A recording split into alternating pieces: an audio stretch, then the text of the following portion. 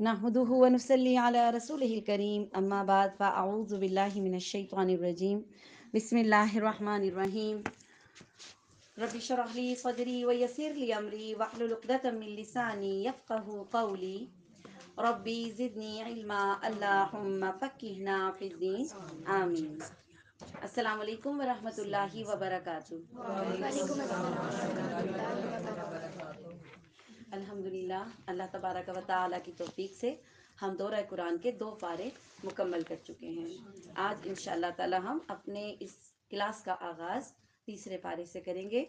اس دعا کے ساتھ آغاز کرتی ہوں کہ اللہ تبارک و تعالیٰ ہمارے سینوں کو اسلام کے لیے کھول دے. ہم جو کچھ بھی پڑھیں سیکھیں سمجھیں اس پر عمل کر سکیں، اور جس طرح اللہ تبارک و تعالیٰ نے ہمیں یہاں اکٹھا کیا ہے اسی طرح ہمیں سلامتی کے ساتھ جنت الفردوس میں اکٹھا کرنا ہے. آمین. اعوذ باللہ من الشیطان الرجیم بسم اللہ الرحمن الرحیم. یہ رسول ہیں جن میں سے ہم نے بعض کو بعض پر فضیلت دی ہے. ان میں سے بعض تو وہ ہیں جن سے اللہ تعالیٰ نے بات چیت کی ہے اور بعض کے درجے بلند کیے ہیں. ہم نے عیسیٰ علیہ السلام کو، عیسیٰ ابن مریم کو معجزات عطا فرمائے اور روح القدس سے ان کی تائید کی.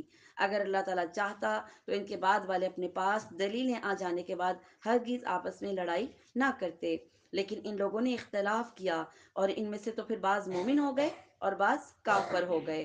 اور اگر اللہ تعالیٰ چاہتا تو یہ آپس میں کبھی نہ لڑتے، لیکن اللہ تعالیٰ جو چاہتا ہے وہ کرتا ہے. ٹھیک ہے. کئی لوگ کہتے ہیں نا اللہ کی مرضی کے بغیر تو پتہ بھی نہیں ہل سکتا، تو ہماری کیا اوقات ہم گناہ کریں. ٹھیک ہے. تو اس طرح تو ہم یہ کہنا چاہتے ہیں کہ اللہ چاہتا ہے ہم گناہ کریں، یہ تو غلط بات ہے نا. اصل بات یہ ہے کہ جب شیطان نے کہا تھا کہ میں اس آدم کو، اس کے بچوں کو گمراہ کروں گا، اللہ نے اس کو چھوٹ دی تھی. اس وجہ سے اللہ اس کی راہ میں بھی رکاوٹ نہیں ڈالتا کہ تم جو کرنا ہے کرو، میرے بندے تمہارے پیچھے نہیں چلیں گے. ہم جب شیطان کے پیچھے چلتے ہیں تو ہم کیا پروف کرتے ہیں؟ ہم کس کے بندے ہیں پھر؟ شیطان کے بندے ہو گئے. ٹھیک ہے. کیونکہ اللہ کے بندے واقعی میں شیطان کے پیچھے نہیں چلتے. ٹھیک ہے. اور پھر اگر اللہ چاہتا تو کوئی گناہ نہ کرتا، لیکن اللہ نے شیطان کو کیوں چھٹی دی ہے؟ وہ جو مرضی کرے. یہی تو ہمارا امتحان ہے نا. اگر سارے ہی نیک ہو جائیں تو فرشتے سارے نیک ہیں، پھر انسان کو پیدا کرنے کا کیا مقصد ہوا؟ ٹھیک. تو یہ جو صلاحیت اللہ نے ہمیں دی ہے کہ ہم حق اور باطل میں سے ایک راستہ چوائس کر سکتے ہیں، اور بس اتنی ہی آزادی ہے، اس کے علاوہ ہم کسی چیز میں آزاد نہیں ہیں. آپ کو پتہ ہے ہم اپنی مرضی سے پیدا ہو سکتے ہیں؟ نہیں، میں نے نہیں اس ملک میں پیدا ہونا، میں نے تو ادھر پیدا ہونا تھا. ہو سکتے ہیں؟ نہیں ہو سکتے. اپنی مرضی سے کوئی مر سکتا ہے؟ خودکشی کر کے بھی تو لوگ مر جاتے ہیں نا. اپنی مرضی سے کوئی مر سکتا ہے؟ نہیں مر سکتا. کیونکہ اگر خودکشی بھی کر لیں، اگر اس کی موت لکھی ہوتی ہے تو مرتا ورنہ بچ جاتا ہے نا. اونچی بلڈنگ سے چھلانگ بھی لگاتا ہے تو بچ جاتا ہے، زہر کھا کے بھی بچ جاتا ہے. مرتے بھی ہم اپنی مرضی سے نہیں ہیں.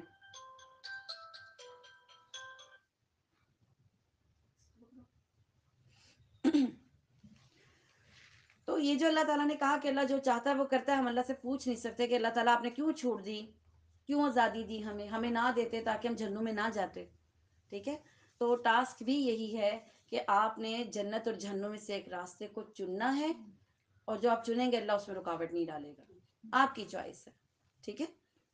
اے ایمان والو، جو ہم نے تمہیں دے رکھا ہے اس میں سے خرچ کرتے رہو. ٹھیک. یہ 2 پاروں میں مسلسل یہ باتیں آئیں گی، اب اس میں بھی آئیں گی، چوتھے پارے میں بھی آئیں گی. تو خرچ کرنے کو آپ نے سمجھنا ہے. اللہ نے کیا کہا؟ جو ہم نے تمہیں دے رکھا ہے اس میں سے خرچ کرو. آپ کے پرس میں جو پیسے ہیں وہ کس کے ہیں؟ نہیں، میں تو کہتی ہوں میرے ہیں. ٹھیک ہے. کیونکہ مجھے کس نے دیے؟ میرے ہسبینڈ نے دیے. میرے ہسبینڈ کو کس نے دیے ہیں؟ اللہ نے دیے ہیں. ٹھیک ہے. تو یہ رزق در حقیقت جو بھی راستہ اللہ نے بنایا، یہ مال اللہ کا دیا ہوا ہے، کوئی بھی اس کا سورس ہے. ٹھیک. اور اس میں سے خرچ کرنے کا حکم ہے اس سے پہلے کہ وہ دن آ جائے جس میں نہ کوئی تجارت کام آئے گی، نہ کوئی دوستی کام آئے گی، نہ کوئی شفاعت کام آئے گی، اور کافر تو بڑے ہی ظالم ہیں. کون سا دن ہے یہ؟ قیامت کا دن ہے. جب آپ چاہیں گے بھی تو آپ کوئی نیکی خرید نہیں سکیں گے. جہنم سے بچنا چاہیں گے اور کہیں گے اللہ میرا سارا مال لے لے، جتنا تھا سب لے لے اور مجھے معاف کر دے، میں جہنم سے بچ جاؤں. تو آپ بتائیں آپ مال دیں گے کہاں سے؟ ہم کیا لے کر گئے یہاں سے؟ اور اگر کسی کے پاس ہو بھی تو بھی اللہ کہتے ہیں میں قبول نہیں کروں گا. ٹھیک ہے. میں قبول نہیں کروں گا. پھر اس دن کوئی دوستی، آج کل دنیا میں اگر کوئی کسی کا پولیس والا دوست ہو ہے تو ہمارا ایک اسٹائل بدل جاتا ہے. ایس ایچ او ہمارے جاننے والے ہیں, خالی جاننے والے, دوستی تو دور کی بات ہے نا, ہم اگلے کو تھریٹ دیتے ہیں نا. لیکن قیامت کے دن کوئی بھی دوستی کام نہیں آنے والی ہے, ٹھیک ہے, کیونکہ وہاں کسی کی ضرورت ہی نہیں ہوگی کوئی کسی کے لیے بولے, نہ ہی کوئی سفارش کام آنی. جس کو اللہ اجازت دیں گے بس اسی کی سفارش ہوگی.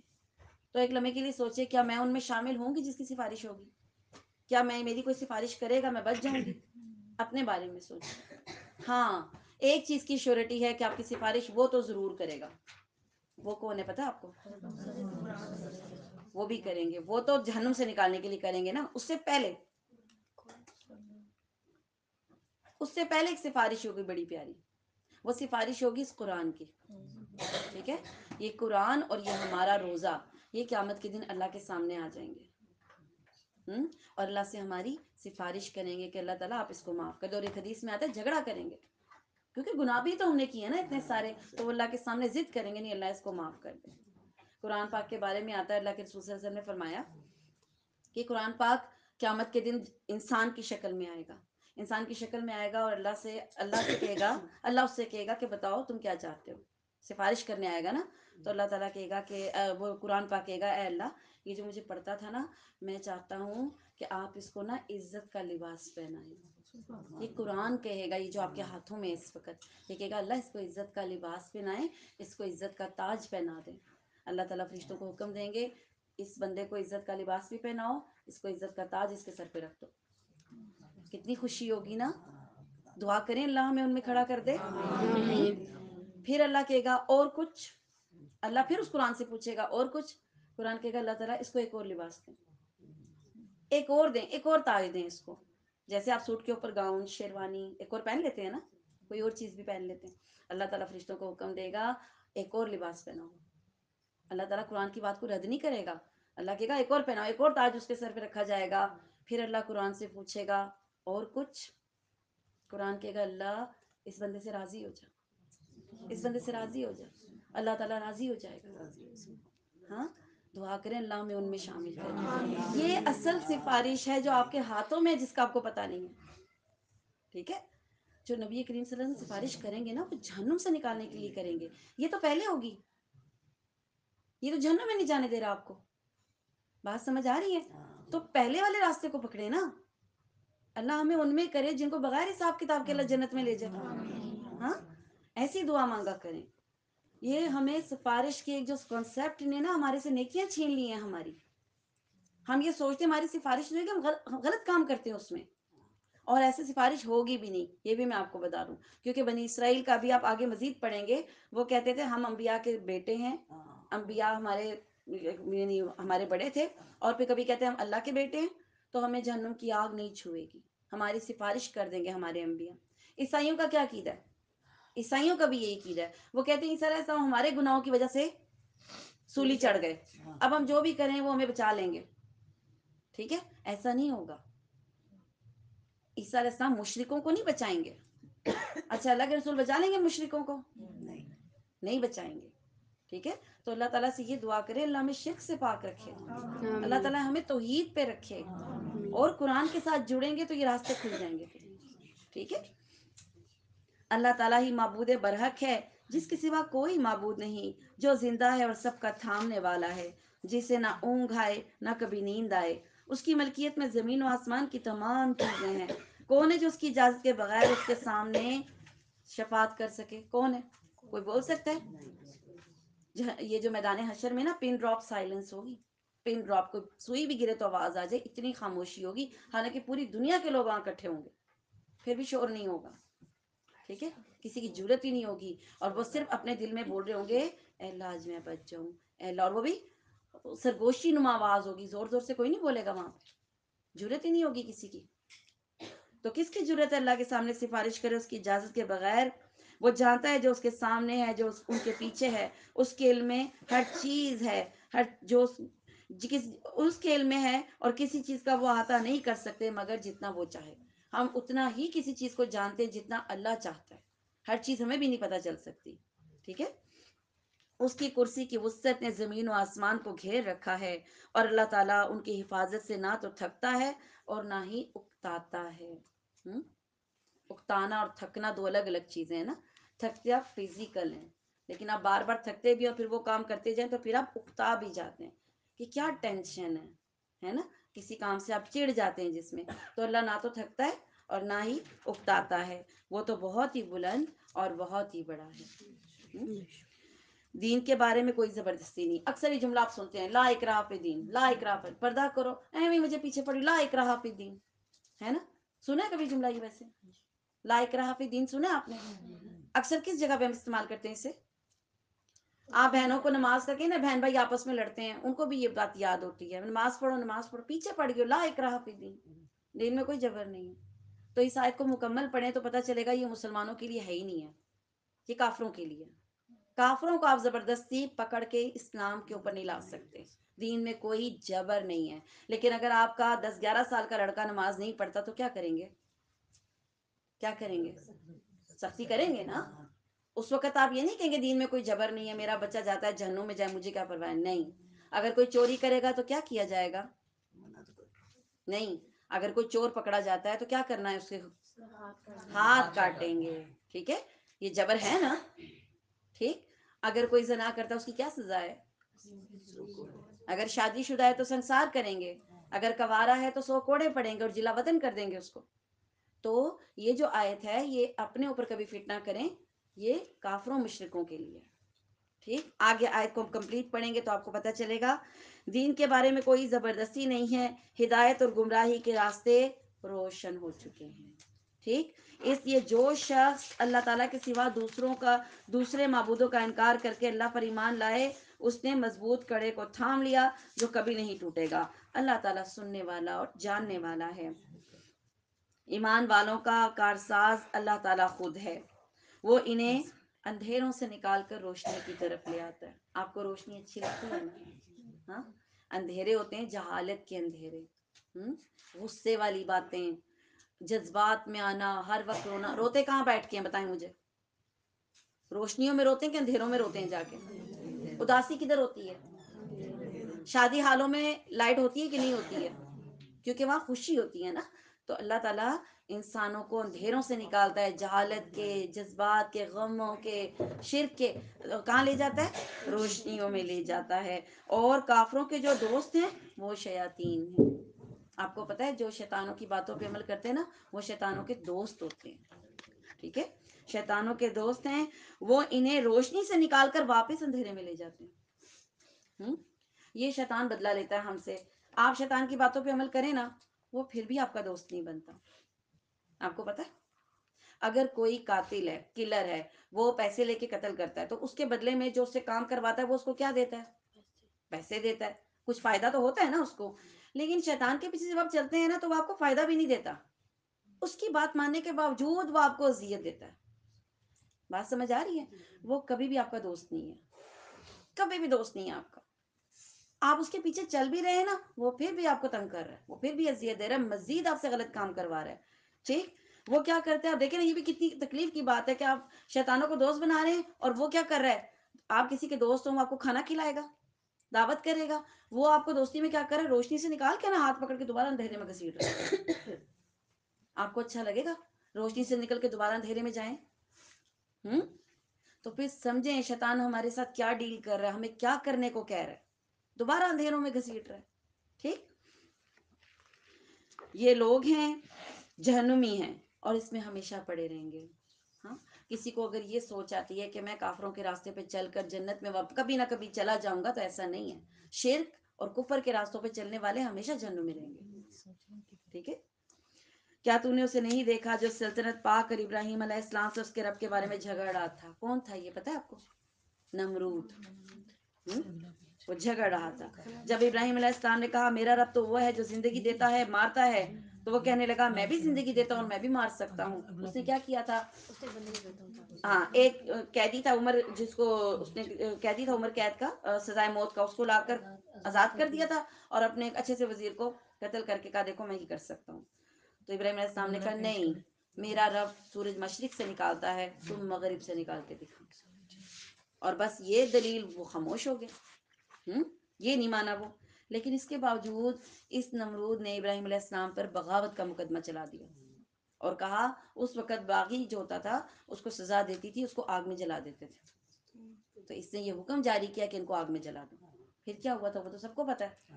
ہاں، اور آگ میں لکڑیاں اکٹھا کرنے میں سب سے آگے پتا ہے کون تھا؟ آزر. ہاں، اور آپ سوچیں ابراہیم علیہ السلام کتنے دکھی ہوں گے، اپنے ہی باپ کو دیکھ رہے ہیں کہ لکڑیاں جمع کر رہے ہیں مجھے جلانے کے لیے. ابراہیم علیہ السلام کی اذیت فیل کر رہے. اور پتہ اس وقت ان کی عمر کیا تھی؟ 17 سال. ابھی نبی نہیں بنے تھے ابراہیم علیہ السلام. ٹھیک ہے. اور ان کے والد وہ لکڑیاں اکٹھا کر رہا تھا اور پھر ان کو آگ میں پھینکا. پھر اللہ کے حکم سے آگ ٹھنڈی ہو گئی. اور یہ معجزہ دیکھ کر بھی یہ لوگ نہیں سدھرے، یہ نہیں مانے. یہاں تک کہ آزر نے کہا، ابراہیم اگر اب بھی تو میرے بتوں کی مخالفت سے باز نہ آیا تو میں اب تجھے خود مار دوں گا، میں خود تجھے پتھروں سے مار مار کے مار دوں گا، سنسار کر دوں گا. یہ بات سنی تھی. پھر ابراہیم علیہ السلام وہاں سے ہجرت کر گئے. ٹھیک ہے، یہ ان کی پوری ڈیٹیل ہے. جب ابراہیم علیہ السلام نے کہا میرا رب تو وہ ہے جو زندگی دیتا ہے اور مارتا ہے، تو وہ کہنے لگا میں بھی زندگی دیتا ہوں اور مارتا ہوں. ابراہیم علیہ السلام نے کہا کہ اللہ تعالیٰ سورج کو مشرق کی طرف سے لے کر آتا ہے تو اسے مغرب کی جانب سے لے آ. اب تو وہ کافر بھون چکا رہ گیا، ششدر رہ گیا، حیران رہ گیا کہ میں کیا کروں. اور اللہ تعالیٰ ظالموں کو ہدایت نہیں دیتا. یا اس شخص کی مانند کہ جس کا گزر اس بستی پر ہوا کہ جس کی چھت کے بل اوندھی پڑی ہوئی تھی. یہ عزیر علیہ السلام تھے. ٹھیک ہے، بنی اسرائیل کے ایک نبی تھے. ایک بستی سے گزرے تو وہاں پہ یعنی تباہ ہوئی تھی بستی، چھت زمین پہ پڑی ہوئی تھی، اتنی بری حالت تھی. کبھی زلزلہ آیا ہوگا اور اس کی جو مردے تھے ان کی ہڈیاں سی پڑی ہوئی تھی. ٹھیک ہے. تو انہوں نے کہا، وہ کہنے لگا اس موت کے بعد، یعنی اتنی یہ ہڈیاں جو پڑی ہیں، اس موت کے بعد اللہ تعالیٰ کس طرح زندہ کرے گا. تو اللہ تعالیٰ نے اسے مار دیا. ان کو بھی موت آ گئی. 100 سال تک وہاں رہے. ٹھیک. ان کے یہ گدھے پر سوار تھے، کھانا بھی تھا ان کے پاس. پھر اسے اٹھایا، پوچھا کتنی مدت تم پر گزری. کہنے لگا 1 دن یا آدھا دن، پتہ ہی نہیں چلا. 100 سال اس حالت میں رہے. ٹھیک. فرمایا نہیں، تم 100 سال تک اس طرح رہے. اب تو اپنے کھانے پینے کے سامان کو دیکھ، بالکل خراب نہیں ہوا تھا. 100 سال میں کھانا خراب ہی نہیں ہوا تھا. آپ کو پتا پہلے کھانا خراب نہیں ہوتا تھا؟ پتا آپ کو یہ بات؟ اب آپ چیز فریج میں بھی رکھیں نا تو کچھ عرصے بعد اسمیل مار دیتی ہے نا. لیکن یہ پہلے ایسے نہیں ہوتا تھا. یہ بنی اسرائیل کو ان کے کرتوتوں کی سزا ملی تھی کہ کھانے میں کیڑے پڑ گئے تھے. ٹھیک ہے، یہ سزا تھی. اور اگر یہ نہ ہوتا تو آج پھر کوئی غریب کھانا ہی نہ کھا سکتا، سب ذخیرہ کر کے رکھ لیتے، ہے نا. چلیں آپ کسی ڈر سے تو دیتے ہیں نا کہ خراب ہو جائے گا چلو دے دیں، ہے نا. تو وہ پہلی چیزیں خراب نہیں ہوتی تھیں. 100 سال تک وہ پڑا رہا، خراب نہیں ہوا. یہ اللہ کی شان تھی. پھر انہوں نے کیا کہا، اپنے گدھے کو دیکھ. وہ گدھا ہڈیاں بن چکا ہوا تھا. ٹھیک.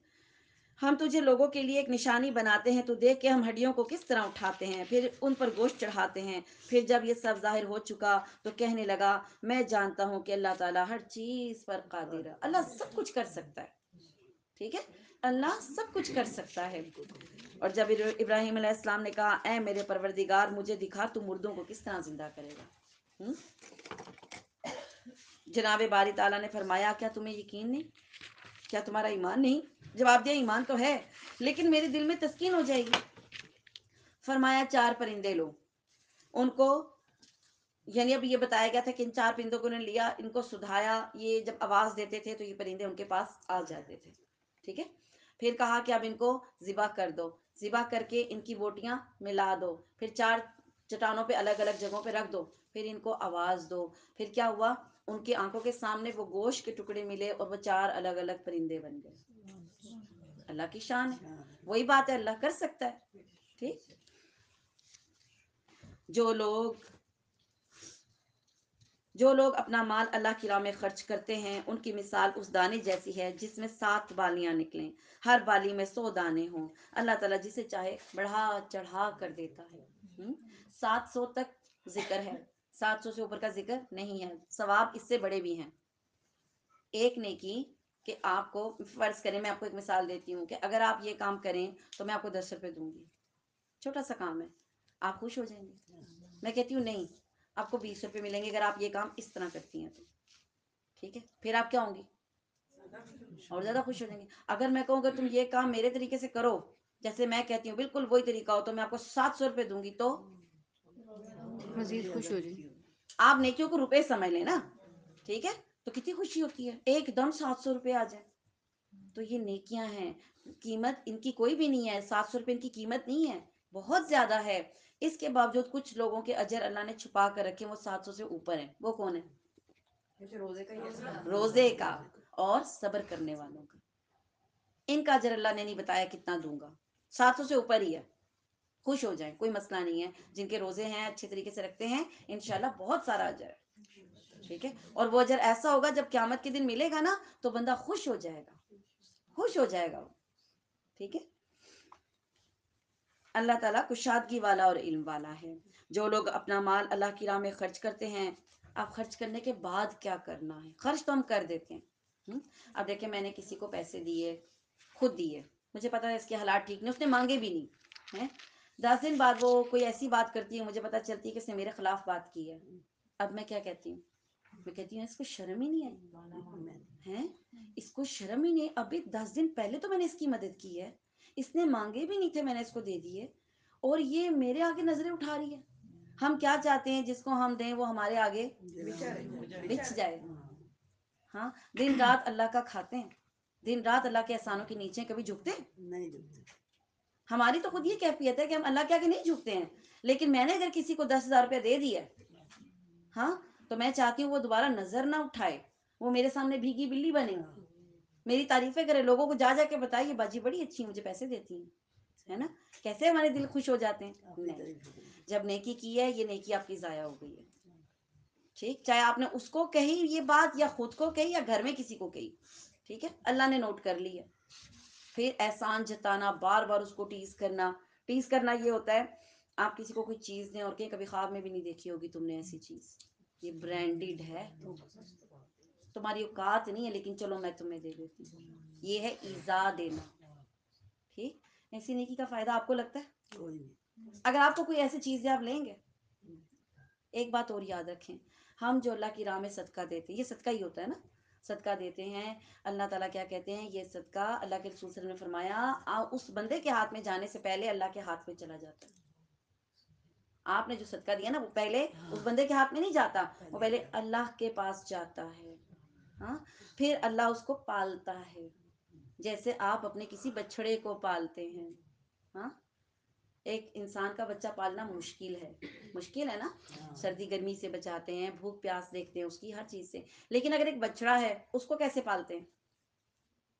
وہ زیادہ مشکل نہیں ہے، بتا بھی نہیں سکتا. دودھ بھی اس کو بھینس نے پلانا ہے، وہ بھی مشکل. اس کی کیئر بھی کرنی ہے، اٹھ اٹھ کے رات کو باڑے میں جا کے اس کو دیکھنا ہے، وہ زیادہ مشکل ہے نا. ہاں، اللہ تعالیٰ اس کی ایسے پرورش کرتا ہے جیسے تم اپنے کسی جانور کی، بچے کی پرورش کرتے ہو، اور اس کو بڑھا چڑھا دیتا ہے. کئی صدقے اتنے بڑے ہوں گے، پہاڑ جتنے بڑے ہو جائیں گے. ہاں، آپ کو کوئی کہے کہ آپ دنیا میں جب تھیں آپ نے 2 کروڑ دیا تھا اللہ کی راہ میں، تو آپ تو خود حیران ہو جائیں گے. آپ تو کہیں گے 2 کروڑ تو میں نے کبھی خود نہیں دیکھا تھا. ہیں، اتنا بڑھا دیتا ہے اللہ، پہاڑ جتنا کر دیتا ہے. تو دیتے وقت یہ ضرور سوچیں کہ جو آپ کسی کے ہاتھ پہ رکھ رہے ہیں وہ پہلے کدھر جا رہا ہے. ہاں، پہلے کہیں چیک ہو رہا ہے وہ، تو بہت سوچ کے دیں. ٹھیک، نہ اس میں کیا ہو، اس کے بعد نہ تو وہ احسان جتائے اور نہ ہی ایذا دے، تکلیف دے. ان کا اجر ان کے رب کے پاس ہے، اور سب سے پہلا تو اجر یہی ملے گا اس کو، نہ ان پہ کوئی خوف ہوگا نہ کوئی غم ہوگا. اللہ آپ کو خوف سے نہیں، دنیا میں بھی اجر ہے یہ والا. پتہ ہے آپ کو، جو لوگ دین پہ چلتے ہیں نا وہ ڈرتے نہیں ہیں. مجھے پتا آپ کو ڈر لگتا ہے، ہاں نہیں نا لگتا. فیوچر میں کیا ہوگا آپ کہیں گے اللہ مالک ہے. بچے نہیں پڑھ رہے، ان کا کیا بنے گا، اللہ مالک ہے، اللہ کرے گا نا. تو آپ کے دل سے خوف نکل گیا. اسی طرح پچھلی باتیں بھی آپ ریپیٹ نہیں کرتے. آپ کیا کہتے ہیں؟ بس گزر گئی. آپ کو کوئی یاد بھی کرائے کہ تمہارے ساتھ فلاں نے یہ کیا تھا، آپ آگے سے کیا کہتے ہیں؟ چھوڑو، اللہ کے لیے میں نے اس کو معاف کر دیا. یہ نیکوں کی بات کر رہی ہوں، اگر آپ ایسے نہیں کرتے تو کریں. ٹھیک ہے، آپ کہتے ہیں میں نے اس کو اللہ کے لیے معاف کیا، آپ ذکر کیا کرنا، چھوڑو. آپ کے دل سے اللہ وہ غم بھی کھرچ کے نکال دیتا ہے، اور دنیا میں بھی یہ فائدہ انشاءاللہ آخرت میں بھی ہوگا. ٹھیک ہے، تو یہ اس کا انعام ہے اس صدقے کا. جب آپ صدقہ تو دیں، پھر نہ تو احسان جتائیں اور نہ ہی اس کو تکلیف دیں. نرم بات کہنا، معاف کر دینا، اور اس صدقے سے بہتر ہے جس کے بعد ایذا دی جائے. ہم؟ نرمی سے بات کرنا، کرتے ہیں نرمی سے بات، اچھے ہیں. جیسے یہاں پہ ہم ابھی تو بیٹھے نا، یہ ماحول بنا ہوا، ابھی قرآن ہاتھ میں ہے تو ابھی تو ہم نرم ہیں. گھر جائیں گے، پہلا جب دروازہ کھلے گا، پہلی کوئی مسٹیک کرے گا، وہاں پتہ چلے گا آپ کتنے نرم ہیں، کیا کیا ہوا کیا کیا نہیں ہوا، جب آپ یہ سرچ کرنا شروع کریں گے. ہاں، نرم بات کرنی ہے، پیار سے بولنا ہے، جن کو صدقہ دیا ان سے بھی پیار سے بولنا ہے، نرم بات کرنا اور معاف کر دینا. معاف یہ کیوں کہا؟ یہ وہی والی بات ہے، آپ نے اس کے ساتھ اچھائی کیا، وہ تو آپ کے ساتھ برائی کر رہی ہے، تو آپ نے کیا کرنا ہے؟ اور آپ معاف اس لیے بھی کریں گے کہ آپ نے اپنے صدقے والی نیکی بچانی ہے. ٹھیک ہے؟ نہیں تو آپ یہ سوچیں نہ سوچیں، اس کے دماغ میں یہ آئے گا اچھا 4 پیسے دے کے مجھے غلام سمجھ رہی ہو، اس کے دماغ میں یہ پوائنٹ آ جائے گا. ٹھیک؟ تو پھر اللہ کیا کہتا ہے، یہ اس صدقے سے بہتر ہے کہ جس کے پیچھے صدقہ کر کے آپ بعد میں اس کو اذیت دیں. اللہ تعالیٰ بے نیاز ہے. اس کا کیا مطلب ہے؟ اس کا مطلب ہے اللہ کو ہماری نیکیوں کی ضرورت نہیں ہے. ٹھیک ہے؟ اس جملے کا یہ مطلب ہوتا ہے اللہ کو ہماری نیکیوں کی ضرورت نہیں ہے. اللہ بے نیاز ہے اور بردبار ہے. بردبار کسے کہتے ہیں پتہ ہے آپ کو؟ گھر میں بعض اوقات کوئی بڑے بزرگ بیٹھے ہوتے ہیں، ان کے سامنے بچے مسٹیک کرتے ہیں اور وہ دیکھ رہے ہوتے ہیں، اور ان کا دل کرتا ہے ایک ان کو میں ٹکا بھی دوں، لیکن وہ چپ رہتے ہیں، برداشت کرتے ہیں کہ شاید ابھی یہ سدھر جائے گا. وہ جو وہ برداشت کر رہے ہوتے ہیں اس کو بردباری کہتے ہیں. آپ ہیں ایسے؟ کیا آپ کے اندر یہ کوالٹی ہے کہ صبر کر کے انتظار کریں کہ بندہ سدھر جائے، یا بول دیتے ہیں؟ ہم بے صبرے ہیں، ہم بول دیتے ہیں. اللہ تعالیٰ دیکھتا ہے کافر زیادتی کر رہا ہے، کافر غلط کر رہا ہے، پھر بھی اس کی روٹی نہیں چھینتا اللہ. آپ کھانا کھاتے ہیں؟ کافر کھاتے ہیں؟ ہندو کھاتا ہے؟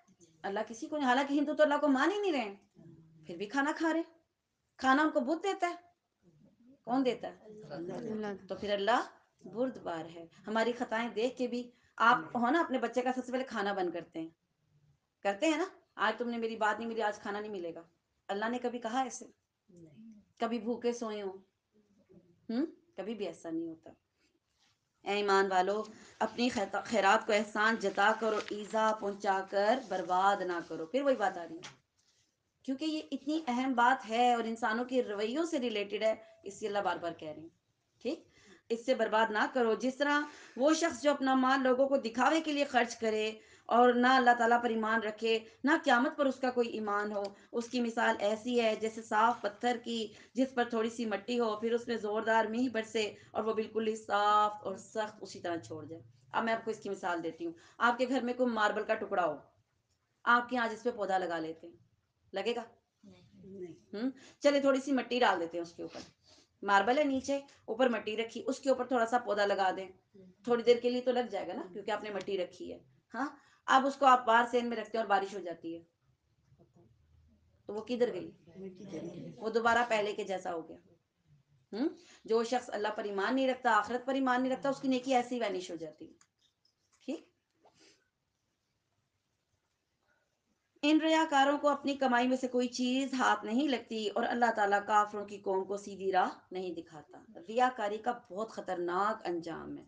جہنم میں سب سے پہلے جو لوگ جلائے جائیں گے، جن سے جہنم کی آگ سٹارٹ ہوگی، وہ ریاکار ہوں گے.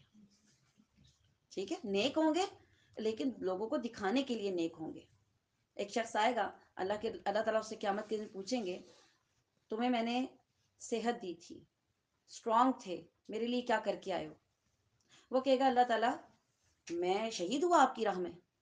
اللہ تعالیٰ کہے گا تو نے جھوٹ کہا. 7 فرشتے تائید کریں گے تو نے جھوٹ کہا.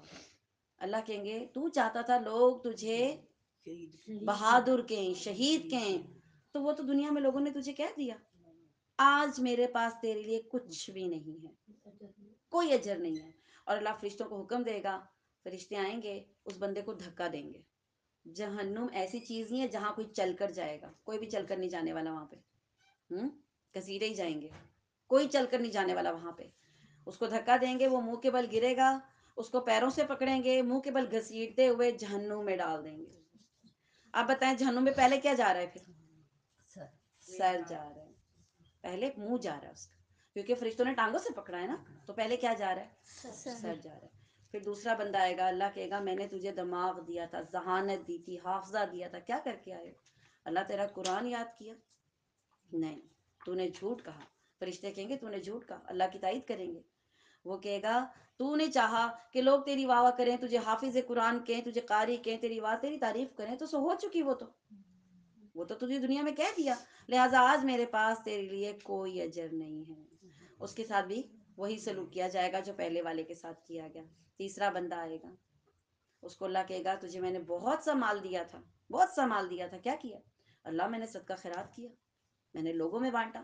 نہیں، تو نے یہ کہا کہ لوگ تجھے امیر سخی کہیں، سو کہہ دیا گیا آج میرے پاس تیرے لیے کوئی اجر نہیں. اللہ کے رسول صلی اللہ علیہ وسلم نے فرمایا یہ 3 وہ لوگ ہوں گے جن سے جہنم کی آگ کی ابتدا ہوگی، جلائی جائے گی. ٹھیک، ریا نہیں کرنی، جو کام ہے خالص کریں، تھوڑا کر لیں خالص اللہ کے لیے کریں. یہ لوگ کیا دیتے ہیں جن کو دکھانے کے لیے ہم کریں گے؟ کیا دیتے ہیں آپ کو؟ یہ پیچھے جا کے پھر برائیاں کر رہے ہوتے ہیں. ٹھیک ہے، اللہ کی خاطر جو خالص کرے گا اس کو دکھ بھی نہیں ہوگا. پھر کوئی اس کے ساتھ برائی بھی کرے گا نا، اس کو دکھ نہیں ہوگا. ان لوگوں کی مثال جو اپنا مال اللہ کی رضامندی کی طلب میں دل کی خوشی اور یقین کے ساتھ خرچ کرتے ہیں اس باغ جیسی ہے جو اونچی زمین پہ ہو اور زوردار بارش اس پر پڑے اور اپنا پھل وہ دگنا دے، اور اگر اس پر بارش نہ بھی پڑے، ہلکی پھلکی فوار بھی کافی ہے، پھر بھی وہ پھل جاتا ہے. کچھ ایسے سرسبز علاقے ہوتے ہیں نا، ہلکی سی فوار سے بھی پھل جاتے ہیں. اب ماشاءاللہ پاکستان کی سرزمین ایسی، آپ بیج پھینکے اگ جاتا ہے.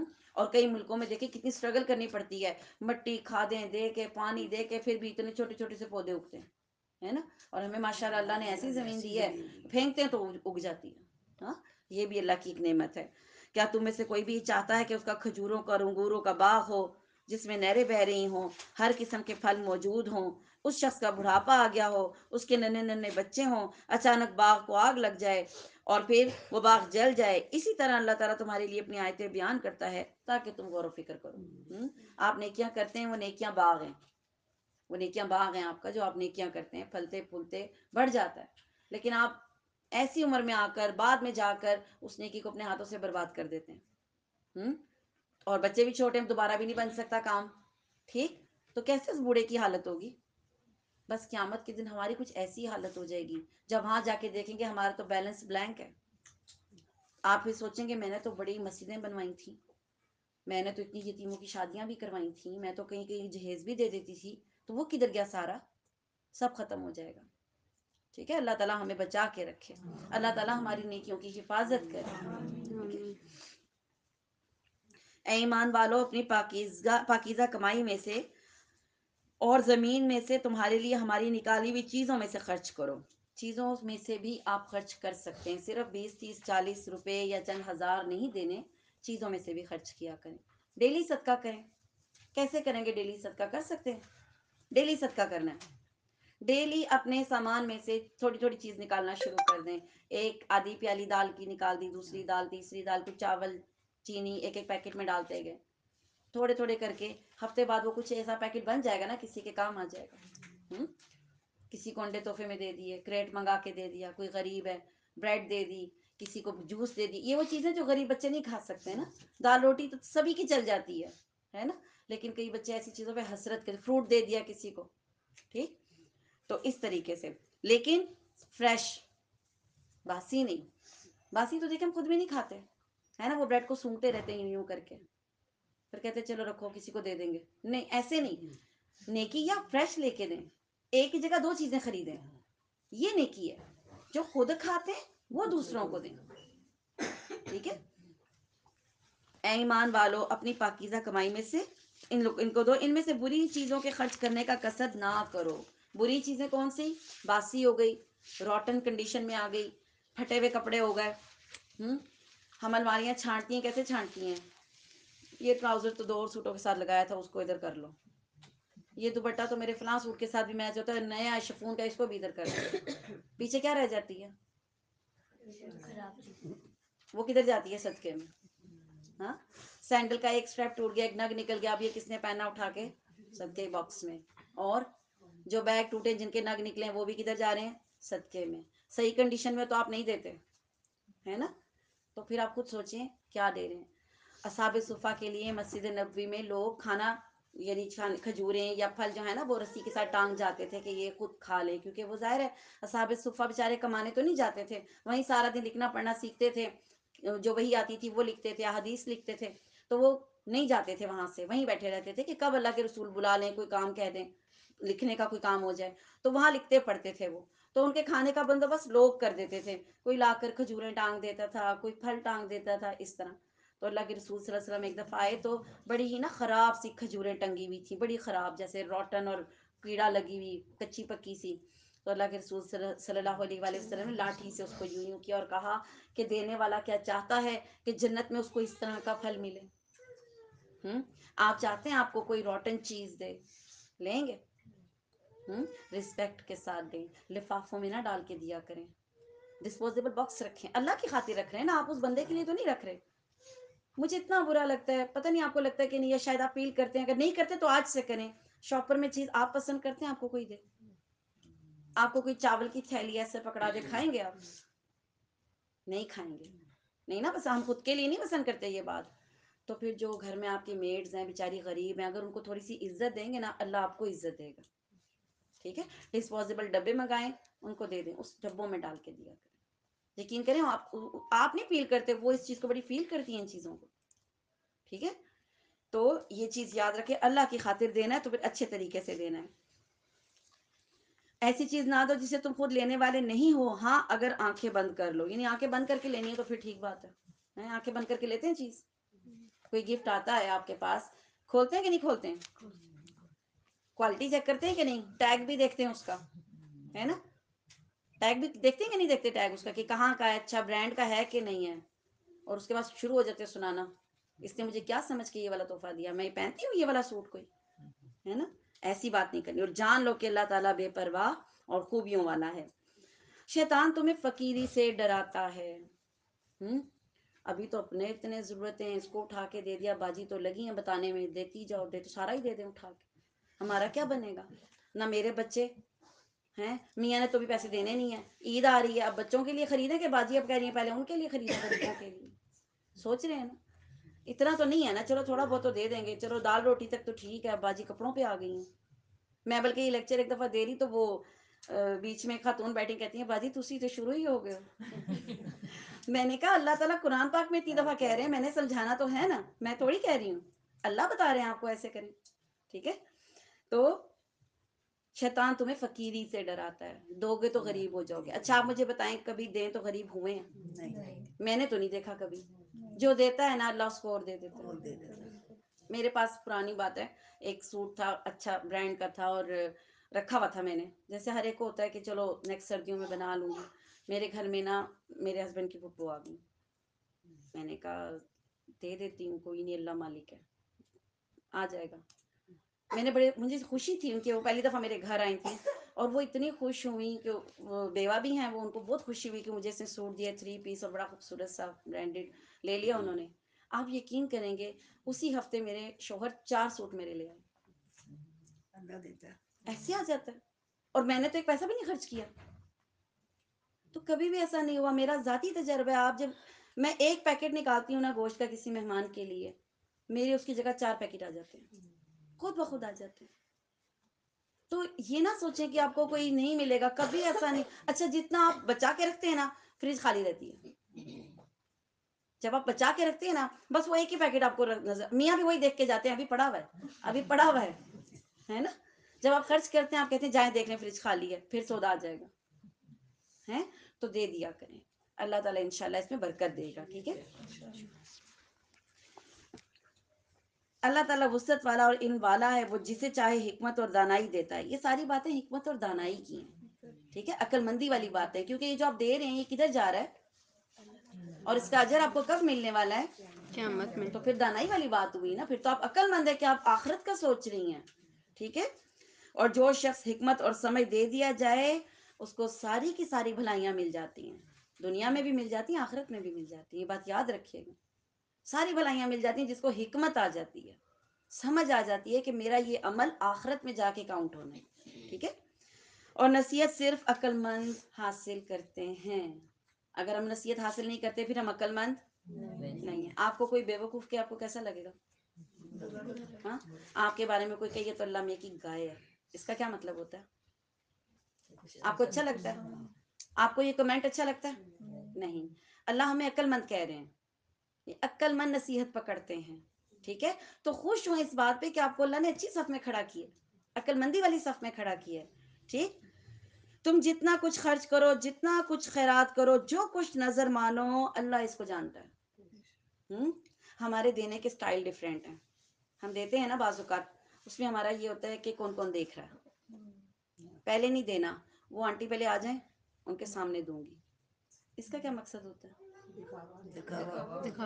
شوہر کے سامنے جان کے دیں گی، نند کو بھی دینا ہے نا، نہیں نہیں ان کے سامنے دوں گی تاکہ یہ گواہ رہیں، کل کو وہ مکر گئی تو ہیں، وہ تو کہہ دے گی مجھے تو بھابھی نے کچھ بھی نہیں دیا، نہیں شوہر کے سامنے دوں گی، ہاں، پھر ٹیڑھی نظر سے شوہر کو بھی دیکھیں گی، پھر دیکھیں گی اچھا یہ دیکھ رہے ہیں، پھر جو اس کے ایکسپریشن ہے اس کو بھی نوٹ کریں گی، پھر کمرے میں جائیں گی کہیں گی دیکھا تھا میں نے اس کو تحفہ دیا، اس نے کیسی شکل بنائی تھی، تو شوہر کہے گا مجھے تو نہیں پتا، کیونکہ باقی شوہروں کو نہیں پتا ہوتا ہے نا، شوہر بیچارے ان کو نہیں پتا ہوتا، ٹھیک ہے؟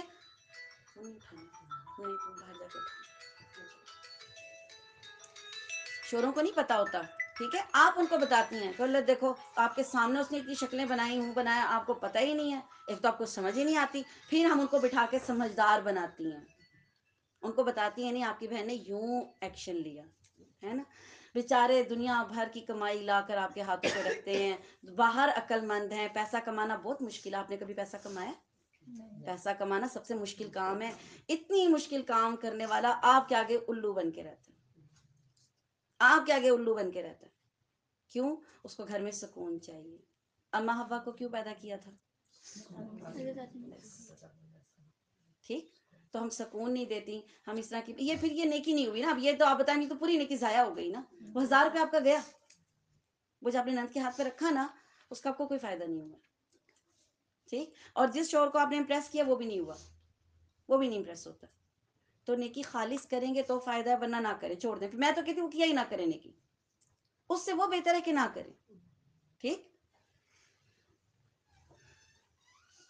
اللہ تعالیٰ ظالموں کا کوئی مددگار نہیں ہے، ٹھیک؟ جو بندے ظلم کرتے ہیں، پھر یہ ظلم ہے نا، دیکھیں آپ لڑوا دیتے ہیں بہن بھائی کو، تو یہ ظلم ہے نا، سگے بہن بھائی ہوتے ہیں، شادی سے پہلے کچھ اور ہوتے ہیں، شادی کے بعد بالکل چینج ہو جاتا ہے ماحول، ہے نا؟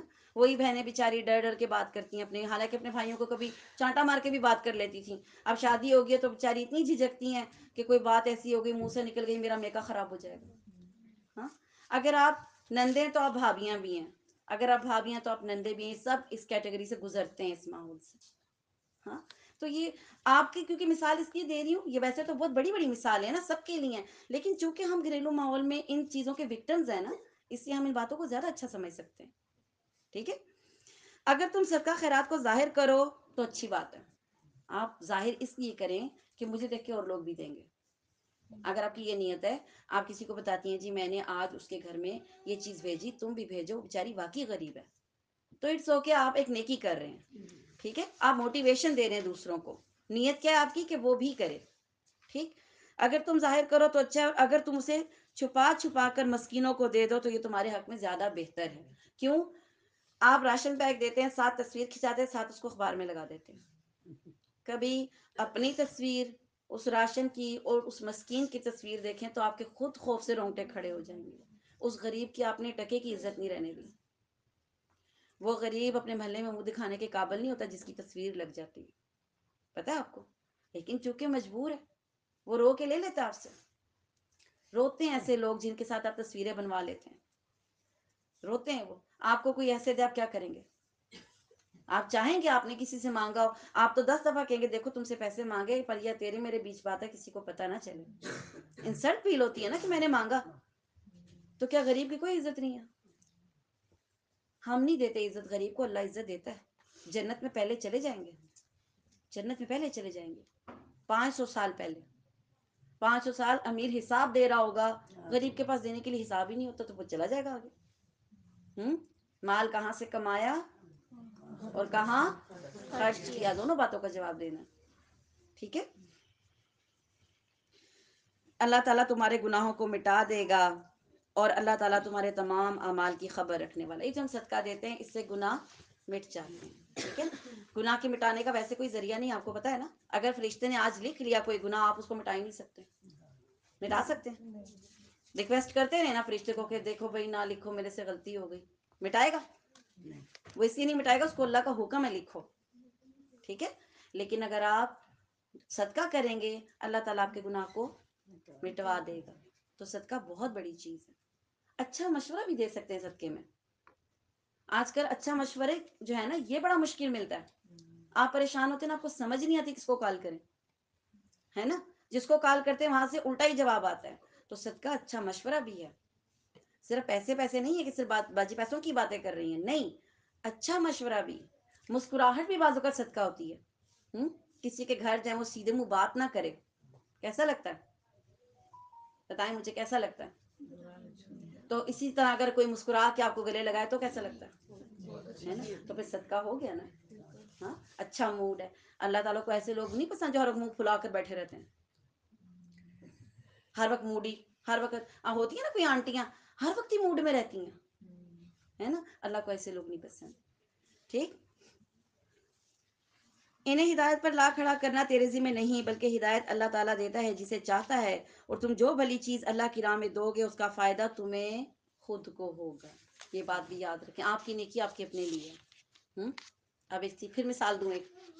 آپ کے گھر میں آپ کی کوئی دوست آتی ہے، آپ اس کے لیے اچھا سا کھانا پکاتی ہیں، پلاؤ بناتی ہیں، شامی ٹکیاں بناتی ہیں، آلو کوفتے. روزہ ہے میں اتنا زیادہ بتا رہی ہوں، لیکن اس طرح کے ڈشز بناتی ہیں اور اس کو خوش کر دیتی ہیں. ٹھیک ہے. اب ہفتے بعد آپ اس کے گھر جاتی ہیں، وہ آپ کو صرف چائے کی ایک پیالی بڑی مشکل سے پوچھتی ہے. اب بتائیں آپ کا کیا رویہ ہوگا؟ آپ گھر آ کے کیا کریں گی؟ کریں گی نا باتیں. دیکھو میں نے اس کے لیے اتنا کچھ کر دیا اور میں گئی تو خالی چائے. آئے ایسا ہی اب دوبارہ. پھر کیا کریں گے جب دوبارہ آئے گی؟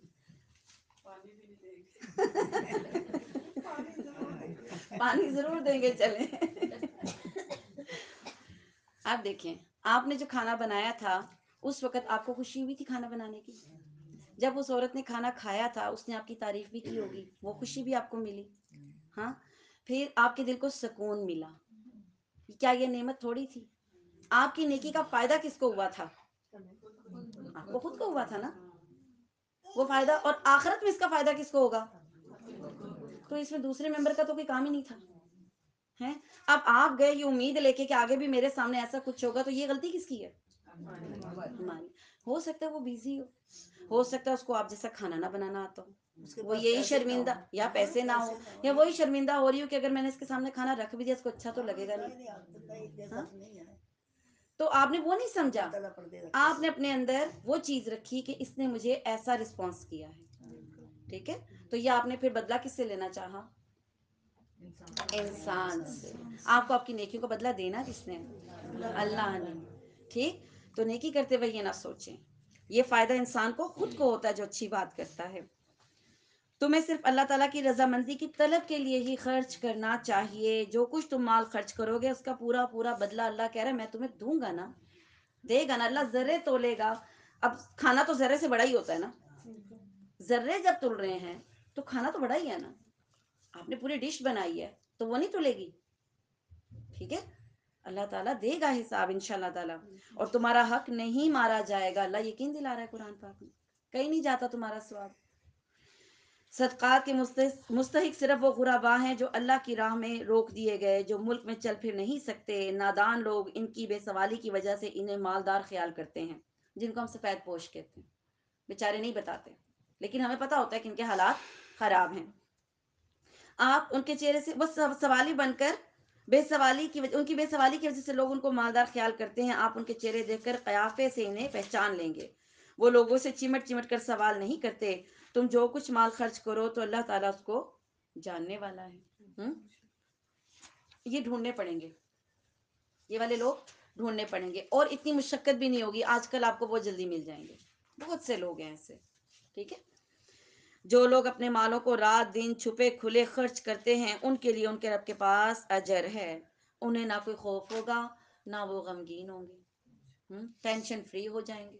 ورنہ کروڑوں کی مالیت ہوتی ہے، پاس پلاٹس ہوتے ہیں، گھر ہوتے ہیں، اور انسان کیا کہتا ہے کاش میرے پاس کوئی ایسا ذریعہ ہوتا کہ میں ساری دولت دیتا اور سکون لے آتا.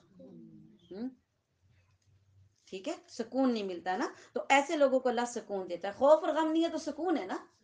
انسان کیوں بے آرام ہوتا ہے؟ یا خوف سے ہوتا ہے یا غم سے ہوتا ہے. ٹھیک، اللہ تعالیٰ اس کو ٹینشن فری کر دیتے ہیں. سود خور لوگ نہیں کھڑے ہوں گے مگر اس طرح جس طرح کہ وہ شخص کھڑا ہوتا ہے جس کو شیطان نے چھو کر خپتی کر دیا ہے. خپتی دیکھا آپ نے کبھی بندہ کوئی؟ خپتی کسے کہتے ہیں؟ دیوانہ سا ہوتا ہے. اکثر نا گھر میں کچھ ایسے ہوتے ہیں مریض، بوڑھے بھی ہوتے ہیں، مریض ہوتے ہیں جو بولی جاتے ہیں، بولی جاتے ہیں، بولی جاتے ہیں، بولی جاتے ہیں، بولی. اس کو آپ کہتے ہیں اس پہ خبت سوار ہو گیا.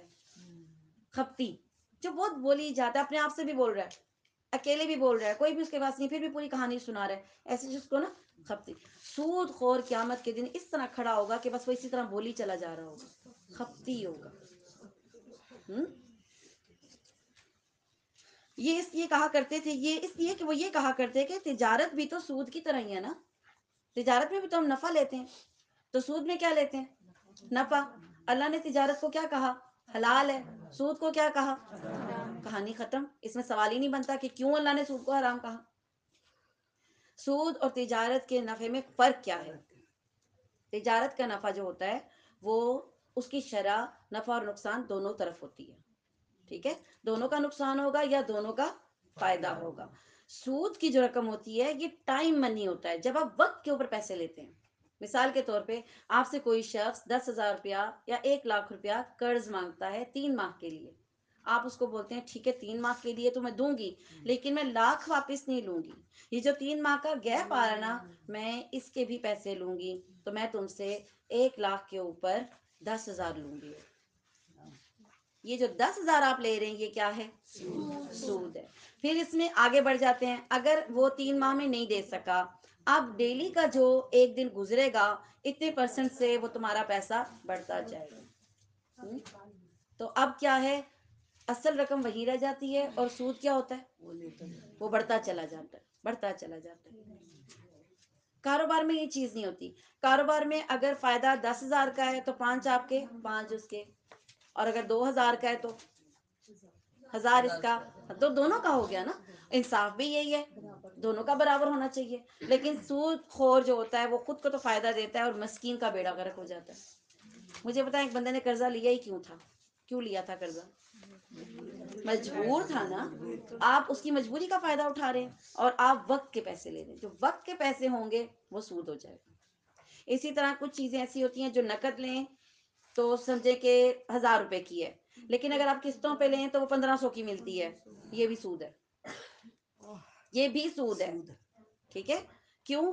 آپ ٹائم منی لے رہے ہیں، کیونکہ اب وہ آپ کو نقد نہیں دے سکتا، قیمت اتنی ہے چیز کی، لیکن اب آپ پیسہ اس پہ لے رہے ہیں وقت کے اوپر. ہاں ایک چیز ہے، جو نقد بھی لیں تو 10,000 کی ہے اور اگر قسطوں پہ بھی لیں 10,000 کی ہے، وہ ٹھیک ہے، وہ ٹھیک ہے کہ بھائی اس کی یہ قیمت ہے. آپ ایک دم سے اس کو آسانی دے رہے ہیں کہ چلو تھوڑے تھوڑے کر کے دے دینا، یہ اور چیز ہے. ٹھیک ہے، تو قسطوں پہ بھی چیز نہیں لینی ہے. تو لینے والے پہ بھی تو ہے سود. لینے والا، سود دینے والا، گواہ اور لکھنے والا، چاروں پہ کیا ہے؟ لعنت ہے. آپ لے کے بھی تو سپورٹ کر رہے ہیں نا، تبھی تو وہ دکانیں چل رہی ہیں. جی جی بالکل ٹھیک ہے.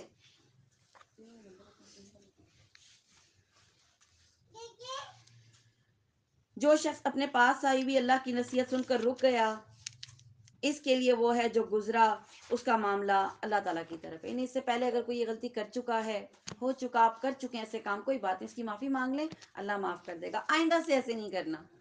ٹھیک ہے. اور جو پھر دوبارہ حرام کی طرف لوٹا اس کے لیے کیا ہے؟ وہ جہنمی. سود خور کا نا حساب نہیں لینا اللہ نے. ویسے تو حساب لینا نا، مال کہاں سے آیا اور کہاں خرچ کیا. سود خور نے مرنا اور ڈائریکٹ جہنم میں چلے جانا، اس کا حساب ہی نہیں. ٹھیک ہے، تو وہ جہنمی ہے. ایسے لوگ ہمیشہ ہی اس میں رہیں گے، نکلے گا بھی نہیں. ٹھیک ہے، اللہ تعالیٰ سود کو مٹا دیتا ہے. اچھا اب آپ نے ایسے لوگوں کو سوچیں جن کے بارے میں آپ کو پتا انہوں نے کبھی سود لیا تھا، اور آپ دیکھیں ان کا اینڈ کیا ہوا ہے. آپ کو پتا چلے گا کہ وہ فقیر ہو کے مرتے ہیں، برباد ہو گئے. ہاں، کیونکہ اللہ کے رسول صلی اللہ علیہ وآلہ وسلم نے فرمایا کہ سود خور ہمیشہ فقیر ہو کے مرتا ہے. آپ نوٹ کریں گے نا، آپ کو مثالیں نظر آ جائیں گی. کہ جو سود کھاتا تھا وہ جب مرا تو اس کا کیا حال تھا. اللہ تعالیٰ سود کو مٹاتا ہے اور صدقے کو بڑھا دیتا ہے. حالانکہ صدقے میں مال ہم دے رہے ہوتے ہیں، اس کے باوجود کیا ہوتا ہے، وہ بڑھ جاتا ہے. اور اللہ تعالیٰ کسی ناشکر اور گناہ گار سے محبت نہیں کرتا. ناشکرا، یہ ناشکری ہے نا کہ اللہ نے آپ کو دیا اور آپ ناشکری کریں، اس کی بات نہیں مان رہے اور پھر گناہ پہ گناہ کری جا رہے ہیں. ایسے سے اللہ محبت نہیں کرتا. بے شک جو لوگ ایمان کے ساتھ سنت کے مطابق نیک کام کرتے ہیں، نمازوں کو قائم کرتے ہیں اور زکوٰۃ دیتے ہیں، ان کا اجر ان کے رب کے پاس ہے. ان پہ نہ تو کوئی خوف ہوگا، نہ ہی وہ اداس ہوں گے، نہ ہی وہ غمگین ہوں گے. اللہ تعالیٰ ہمیں ان میں کر دے. اے ایمان والو، اللہ سے ڈرو اور جو سود باقی رہ گیا اس کو چھوڑ دو اس کو اب. ٹھیک ہے، اگر تم سچ مچ ایمان والے ہو، اور اگر ایسا نہیں کرتے تو اللہ تعالیٰ سے اور اس کے رسول سے لڑنے کے لیے تیار ہو جاؤ. ہاں اگر توبہ کر لو تو تمہارا اصل مال تو تمہارا ہے، وہ لے لو، اصل مال لے لو اپنا. نہ تم ظلم کرو، نہ تم پر ظلم کیا جائے. اور اگر کوئی تنگی والا ہو تو اسے آسانی تک مہلت دینی چاہیے. آپ نے کسی کو قرضہ دیا ہے، فرض کریں آپ نے کسی کو کم سے کم اماؤنٹ 10,000 دیا ہے. میں 10,000 سے شروع کرتی ہوں، یہ تو ہر ایک کی اپنی ہے نا، کون کتنا دے سکتا ہے. 10,000 دی ہے، وہ اب بیچارہ آپ کو واپس نہیں کر سکتا اس ٹائم پہ. آپ کہتے ہیں چلو دیکھ لو مہینہ اور. اب وہ جو 30 دن ہے نا، وہ ڈیلی آپ کا 10,000 صدقہ لکھا جا رہا ہے. ڈیلی کا، کہ ڈیلی آپ اللہ کی راہ میں 10,000 دے رہے ہیں. نیکیاں ہے نا، نیکی وہ چیز ہے جو آپ خرید ہی نہیں سکتے کبھی. ٹھیک، تو یہ ڈیلی کا آپ کو، اگر کوئی تنگ دست ہے تو اس کو کیا دو، اس کو مہلت دے دو. ٹھیک، اور صدقہ کرو تو تمہارے لیے بہت ہی بہتر. اگر معاف کر دو صدقہ سمجھ کے، ٹوٹل ساری زندگی کا ہی لکھا جائے گا. جب آپ کسی کو کوئی سوٹ صدقہ دیتے ہیں نا، جب تک وہ پہنتا ہے، یہاں تک کہ سوٹ کا جب ایک ٹکڑا بھی رہتا ہے نا، تب تک آپ کو ثواب ڈیلی ملتا ہے. پتہ ہے آپ کو صدقے کی ایسی بڑائی ہمیں سمجھ نہیں نہ آتا.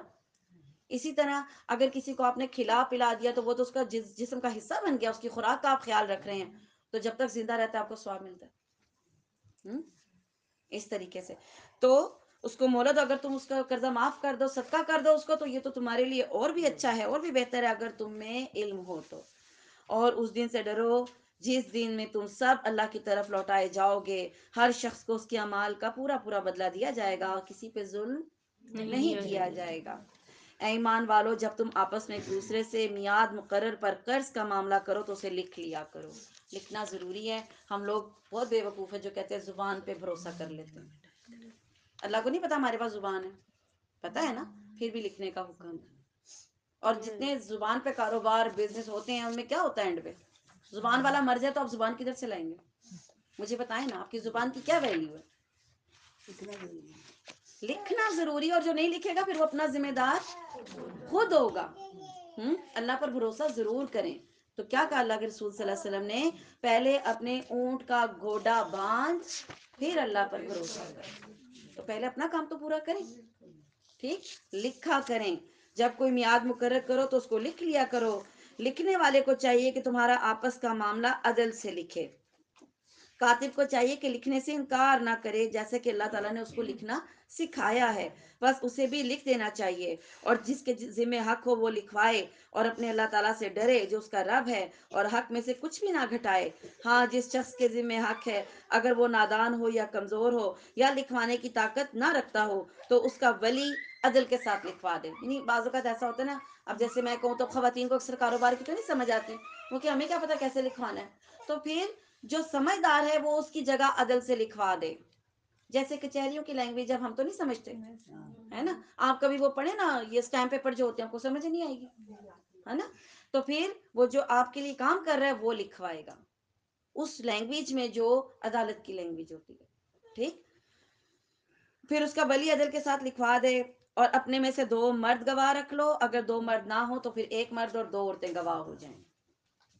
ٹھیک، 1 مرد اور 2 عورتیں.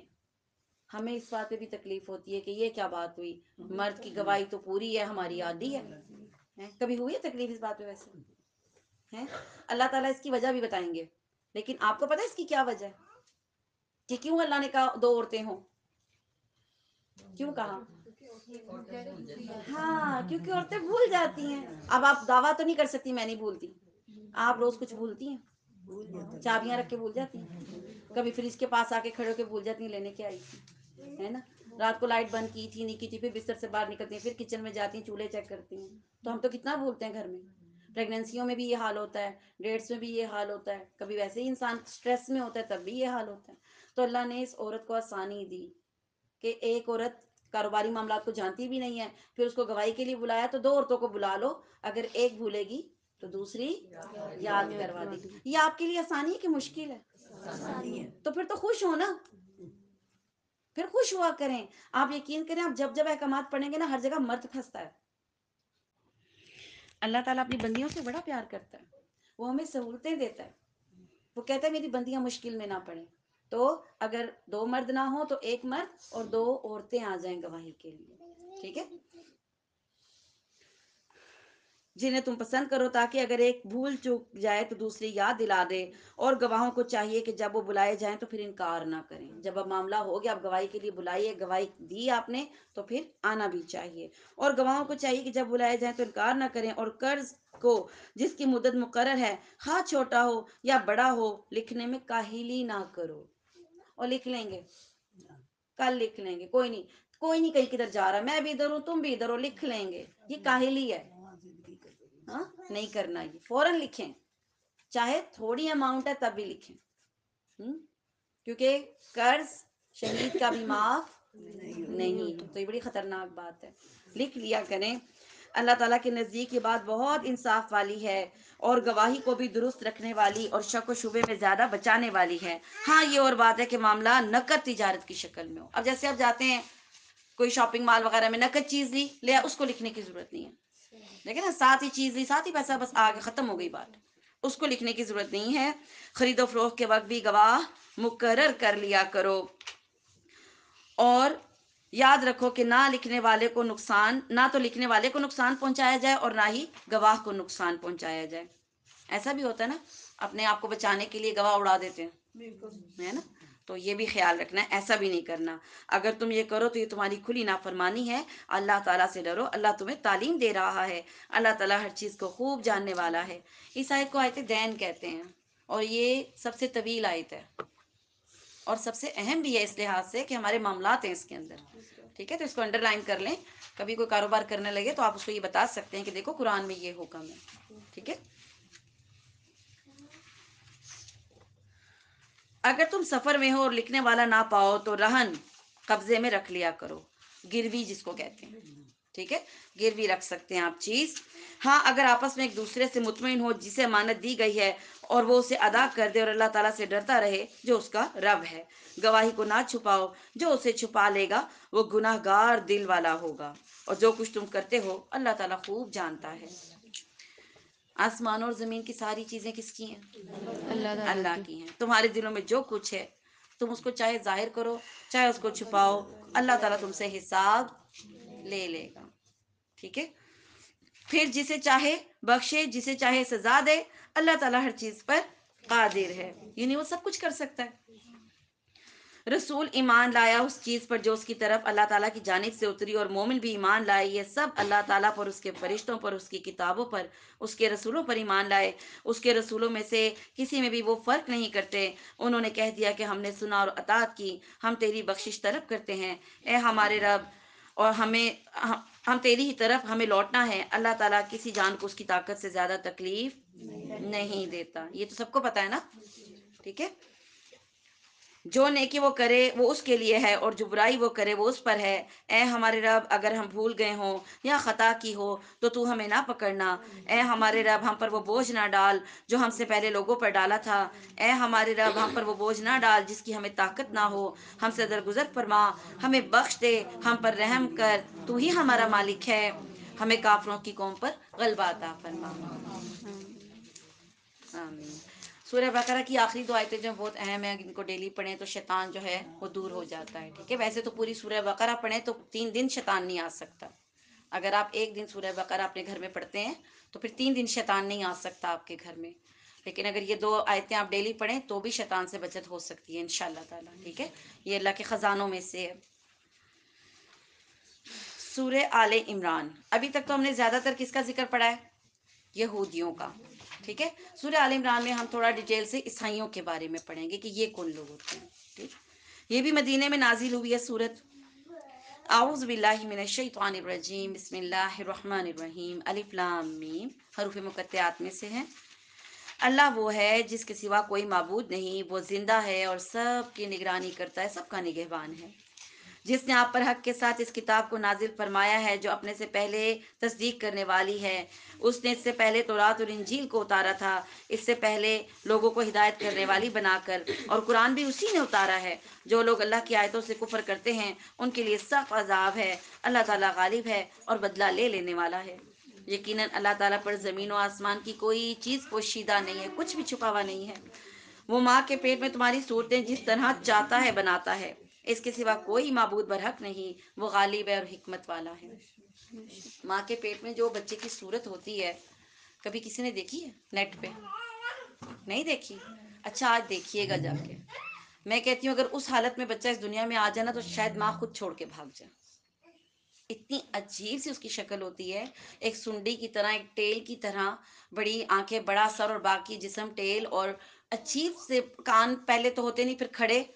ٹھیک ہے، عجیب سے. اس حالت میں اللہ بندے کو دنیا میں نہیں لاتا. ٹھیک ہے. پھر اس بچے کے ہاتھ نکلتے ہیں، پاؤں نکلتے ہیں، پھر انگلیاں، پھر ناخن، پھر پوریں بنتی ہیں، جسم بنتا ہے، اور جب مکمل بن جاتا ہے پھر وہ اس دنیا میں آتا ہے. تو آپ کہتے ہیں ماشاء اللہ، کتنا پیارا بچہ ہے. اگر اس حالت میں پیدا ہو جائے نا، نہیں دیکھا نا آج جا کے دیکھیے گا.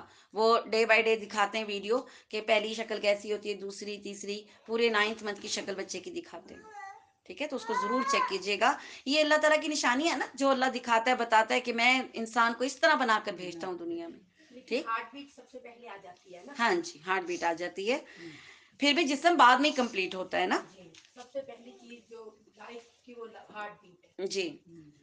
اس کے سوا کوئی معبود برحق نہیں، غالب حکمت والا ہے. وہی اللہ ہے جس نے تجھ پر کتاب اتاری جس میں واضح مضبوط آیتیں ہیں جو اصل کتاب ہیں، اور بعض متشابہ آیتیں ہیں.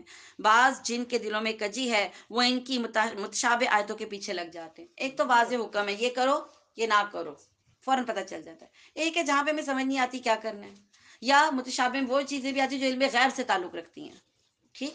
تو جو سمجھدار ہوتے ہیں، جو دین کو عمل کرنا چاہتے ہیں دین پر، وہ محکم آیتوں کے اوپر فوکس رکھتے ہیں. ہم سے اللہ نے کیا ڈیمانڈ کی ہے، کیا کریں کیا نہ کریں. لیکن جو گمراہ ہوتے ہیں وہ متشابہ کے پیچھے پڑ جاتے ہیں. ایسے کیوں کہا تھا؟ اصحاب کہف کتنے تھے؟ ہاں، وہ کیسے تھے؟ یاجوج ماجوج کیسے ہوں گے؟ یعنی اب ان باتوں کا کوئی مقصد نہیں ہے. ٹھیک. لیکن ان مقصد بے مقصد ان کے پیچھے پڑھ پڑھ کے اپنا ٹائم بھی ضائع کرتے ہیں اور ایمان بھی خراب کرتے ہیں اپنا. جی ہوگی تو سوالات. جی، دل میں کجی یا برائی جو ہوتی ہے ان کے لیے. ایمان اللہ تعالیٰ ہمارا کر دے. جی. پختہ ایمان ہوگا تو سوالات کم ہوں گے. جی، فتنے کی طلب اور ان کی مراد کی جستجو کے لیے، حالانکہ ان کی حقیقی مراد اللہ کے سوا اور کوئی نہیں جانتا. اور پختہ اور مضبوط علم والے یہی کہتے ہیں کہ ہم تو ان پر ایمان لا چکے، یہ ہمارے رب کی طرف سے ہیں، اور نصیحت تو صرف عقل مند ہی حاصل کرتے ہیں. اے ہمارے رب، ہمیں ہدایت دینے کے بعد ہمارے دل ٹیڑھے نہ کر دینا. اب یہ دعائیں ہیں. ٹھیک ہے. اور یہ دعائیں ہم نے ہر وقت کرنی ہے. اب ہم قرآن پڑھ رہے ہیں نا، تو آپ نے یہ دعا ہر وقت کرنی ہے کہ اللہ میرا دل کبھی ٹیڑھا نہ کر دینا. ٹھیک ہے. اور ہمیں اپنے پاس سے رحمت عطا فرما، یقیناً تو ہی بہت عطا کرنے والا ہے. اے ہمارے رب، تو یقیناً لوگوں کو ایک دن جمع کرنے والا ہے جس دن کے آنے میں کوئی شک نہیں ہے. یقیناً اللہ تعالیٰ وعدہ خلافی نہیں کرتا. کافروں کو ان کے مال اور ان کی اولاد اللہ کے عذاب سے چھڑانے میں کچھ بھی کام نہیں آئیں گی. نہ مال کام آئے گا اللہ کے سامنے چھڑا سکے گا، اور نہ ہی اولاد چھڑا سکے گی. انہی دو چیزوں پہ ہم فخر کرتے ہیں دنیا میں، انہی دو چیزوں پہ فخر کرتے ہیں نا. اور انہی کے حصول کے لیے ہماری ساری نافرمانیاں اللہ کے آگے ہوتی ہیں. تو لیکن یہ ہمیں اللہ کے عذاب سے نہیں چھڑا سکیں گے. یہ تو جہنم کا ایندھن ہی ہے. جیسے کہ آل فرعون کا حال ہوا اور ان کا جو ان سے پہلے تھے، انہوں نے ہماری آیتوں کو جھٹایا، پھر اللہ تعالیٰ نے بھی انہیں ان کے گناہوں پر پکڑ لیا. اللہ تعالیٰ سخت عذاب والا ہے. کافروں سے کہہ دیجئے کہ تم عنقریب مغلوب کیے جاؤ گے اور جہنم کی طرف جمع کیے جاؤ گے، اور وہ بڑا ہی برا ٹھکانہ ہے. یقیناً تمہارے لیے عبرت کی نشانی تھی ان دو جماعتوں میں جو گتھم گتھا ہو گئیں. ایک جماعت تو اللہ کی راہ میں لڑ رہی تھی اور دوسرا گروہ کافروں کا تھا. وہ انہیں اپنی آنکھوں سے اپنے سے دگنا دیکھتے تھے. یہ غزوہ بدر کے واقعات ہیں. ٹھیک ہے. اور اللہ تعالیٰ جسے چاہے اپنی مدد سے قوی کرتا ہے، یعنی مضبوط کرتا ہے۔ یقیناً ان میں آنکھوں والوں کے لیے بڑی عبرت ہے۔ مرغوب چیزوں کی محبت لوگوں کے لیے خوبصورت بنا دی گئی ہے، یعنی جو چیزیں آپ کو پسند ہیں ان کا حاصل کرنا، ان کو انجوائے کرنا، یہ خوبصورت لگتا ہے۔ جیسے عورتیں، میری پیاری سی بیوی ہو، میں خوبصورت سی بہو لاؤں، چاند سے بیٹے کے لیے چاند سی بہو، تو عورتیں ٹھیک، اس کے بعد بیٹے، پوتا، دوسرا بھی پوتا، ماشاءاللہ، تیسرا بھی، تو کتنی خوشی ہوتی ہے۔ بیٹے، پھر سونا، کتنا زیور ڈالا، سب سے پہلا سوال یہی ہوتا ہے نا، حالانکہ ہمیں نہیں مل رہا پھر بھی پوچھتے ہیں۔ سونا، چاندی، ان کے جمع کیے ہوئے خزانے، پھر نشاندار گھوڑے، خوبصورت گھوڑے، ٹھیک، یا مال مویشی جیسے ہوتے ہیں، اور چوپائے، اور کھیتی، دیکھیں جس کے کھیت ہوتے ہیں، وہاں وہ کہتے ہیں نا ہمارے دادوں کی زمینیں تھیں، ایسے فخر کر رہے ہوتے ہیں، حالانکہ بک بک آ گئی ہیں، بٹ بٹ آ گئی ہیں، پھر بھی فخر کر رہے ہوتے ہیں، ہے نا، اتنی زمینیں تھیں، اتنے مربع تھے ان کے، ہے نا۔ تو یہ چیزیں انسان کو خوبصورت لگتی ہیں۔ دیکھیں بعد میں بھی ہم ڈسکس کر رہے ہوتے ہیں، حالانکہ پاس بھی نہیں ہے تب بھی ڈسکس کرتے ہیں۔ تو یہ دنیا کی زندگی کا سامان ہے، اور لوٹنے کا اچھا ٹھکانہ تو اللہ ہی کے پاس ہے۔ آپ کہہ دیجئے کیا میں تمہیں اس سے بھی بہت بڑی چیز نہ بتاؤں؟ تقوی والوں کے لیے ان کے رب تعالیٰ کے پاس جنتیں ہیں جن کے نیچے نہریں بہہ رہی ہیں، اور اللہ تعالیٰ کی رضامندی ہے۔ یہاں پہ پاکیزہ بیویاں ہیں، جی پاکیزہ بیویاں، 2 جنتیں اور جن میں وہ ہمیشہ رہیں گے، اور پاکیزہ بیویاں ہیں۔ پاکیزہ بیویاں دونوں طرح سے پاکیزہ، جسمانی طور پہ بھی، حیض نفاس سے پاک، اور ذہنی طور پہ بھی کلیئر، دل کے طور پہ بھی پاک۔ کوئی ٹینشن نہیں دیں گی آپ کو جنت میں ہم لوگ انشاءاللہ، ٹھیک ہے۔ اور پاک صاف ذہن، نہ کوئی جلن، نہ حسد، نہ کینہ، نہ بغض، انشاءاللہ تعالی۔ اللہ تعالیٰ ہمیں دنیا میں ایسی بیویاں بنا دے نا، ٹھیک ہے، لیکن آخرت میں جو بیویاں ہوں گی وہ بالکل بھی تنگ نہیں کریں گی، ٹھیک ہے۔ یعنی کہ اگر ہم جو ان چیزوں کی خواہش کریں، یعنی جی، ہماری دل میں اس کی خواہش ہوں ہے، ہوں، جیسے میں چاہوں کہ میرا چھوٹا گھر ہے، مجھے اللہ بڑا گھر دے دے، جی جی، یا میرے پاس ایک سہولت کی یہ چھوٹی گاڑی ہے بڑی دے دے، تو وہ ہوں، خواہش ناجائز نہیں ہے۔ ناجائز نہیں ہے، لیکن اس کے ذرائع جائز ہونے چاہیے، پھر اللہ کی راہ میں خرچ ہونا چاہیے، پھر اللہ کی راہ میں دیا کیا ہے وہ بھی چیک ہوگا۔ آپ کو گاڑی ملی تو اللہ کی راہ میں کیا دیا، یہ اللہ تو پوچھے گا نا، کہ میں نے دیکھیں ٹھنڈا گلاس پانی پیتے نا، اللہ نے کہا وہ بھی پوچھو گی، ٹھیک ہے۔ نبی کریم صلی اللہ علیہ وآلہ وسلم ایک نخلستان کے پاس سے گزرے، جو صحرا میں ایک نخلستان پیس آتا ہے جہاں پہ تھوڑا سا سبزہ ہوتا ہے، وہاں رکے تو وہاں کے لوگ ایک دم آئے آپ کی مہمانی کرنے کے لیے، اور مہمانی کیا کی، پانی کا پیالہ، کچی پکی کھجوریں، یہ مہمانی کی۔ اللہ کے رسول صلی اللہ علیہ وسلم نے وہ کھجوریں کھائیں، پانی پیا، اور صحابی پاس بیٹھے تھے، ان سے کہا قیامت کے دن اس پانی کے بارے میں بھی پوچھو گی۔ ہر نعمت کے جتنی بھی نعمتیں مانگے، مانگنے سے منع نہیں ہے، لیکن پوچھو گی، اللہ پوچھے گا میرے لیے کیا کر کے آئے ہو، ٹھیک ہے۔ تو اس جواب کا پہلے انتظام کر لیں، ٹھیک، جو چیز آپ کے پاس ہے وہ اللہ کی راہ میں کیسے خرچ ہو رہی ہے، تو پھر تو کوئی ایشو نہیں ہے، ٹھیک ہے نا، جی۔ پاکیزہ بیویاں ہوں گی، اللہ تعالیٰ کی رضامندی ہے وہاں جنت میں، اور سب بندے اللہ کی نگاہ میں ہیں، جو کہتے ہیں کہ ہمارے رب ہم ایمان لا چکے، ہمارے لیے ہمارے گناہ معاف فرما، اور ہمیں آگ کے عذاب سے بچا، جو صبر کرنے والے اور سچ بولنے والے ہیں۔ اب یقین کی سی بات ہو رہی ہیں جو جنت میں جائیں گے نا، ٹھیک، وہ کیا کہتے ہیں کہ ہمارے رب ہم ایمان لا چکے ہیں، ہمارے گناہ معاف کر دے، ہمیں آگ سے بچا لے۔ یہ وہ لوگ ہیں جو صبر کرتے ہیں، سچ بولتے ہیں، سچ بولتے ہیں، شروع کیا سچ بولنا، پہلے دن شاید بتایا تھا میں نے آپ کو سچ بولنے، تو کیا شروع، مشکل تو نہیں آئی کسی کو سچ بولنے میں، ابھی تک نہیں آئی، اللہ کرے کبھی بھی نہ آئے، ٹھیک ہے۔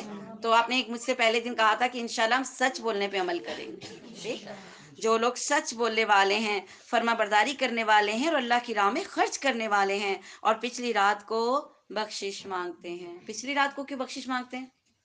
کیونکہ اس کو کوئی نہیں دیکھ رہا ہوتا نا، اور اس وقت جو آپ اللہ سے دعائیں مانگتے ہیں نا وہ بڑی جینون سی ہوتی ہیں، ہے نا، رو بھی پڑتے ہیں، کوئی دیکھ تو نہیں نہ رہا ہوتا، چھپ چھپ کے مانگتے ہیں، اور اللہ آپ کو تو پتہ ہے نا مجھے کیا کیا چاہیے، ٹھیک۔ تو پچھلی رات میں کیا مانگتے ہیں؟ بخشش مانگتے ہیں۔ اللہ تعالیٰ، فرشتے اور اہل علم اس بات کی گواہی دیتے ہیں کہ اللہ کے سوا کوئی معبود نہیں، اور وہ عدل کو قائم رکھنے والا ہے، اس غالب اور حکمت والے کے سوا کوئی عبادت کے لائق نہیں، بے شک اللہ کے نزدیک دین اسلام ہی ہے، ٹھیک ہے، یہ بھی اللہ کی نعمت ہے، آپ کو پتہ ہے، جو اللہ نے کہا اللہ کے نزدیک دین اسلام ہی ہے۔ فرض کریں اگر ہمیں یہ حکم ہوتا کہ ٹھیک ہے عیسائیوں کا راستہ بھی ٹھیک ہے، یہودی بھی ٹھیک ہے، مسلمان بھی ٹھیک ہیں، تو آپ کو سلیکشن دی جاتی، کوئی بھی سلیکٹ کر لیں تو کتنی مشکل ہو جاتی نا، کتنی مشکل ہو جاتی ہے۔ آپ عیسائیوں کو بھی جج کرتے، آپ یہودیوں کو بھی جج کرتے، آپ کہتے اچھا ان کی تو یہ بات صحیح ہے، چلو یہ لے لیتے ہیں، عیسائیوں کی یہ بات صحیح ہے یہ لے لیتے ہیں، مسلمانوں کی یہ بات صحیح ہے، نہیں، اللہ نے سب پہ کراس کر دیا، ادھر نہیں جانا، بس دین اسلام کی طرف رہنا۔ تو یہ بھی ہمارے لیے کیا ہو گئی، سہولت ہو گئی ہے نا۔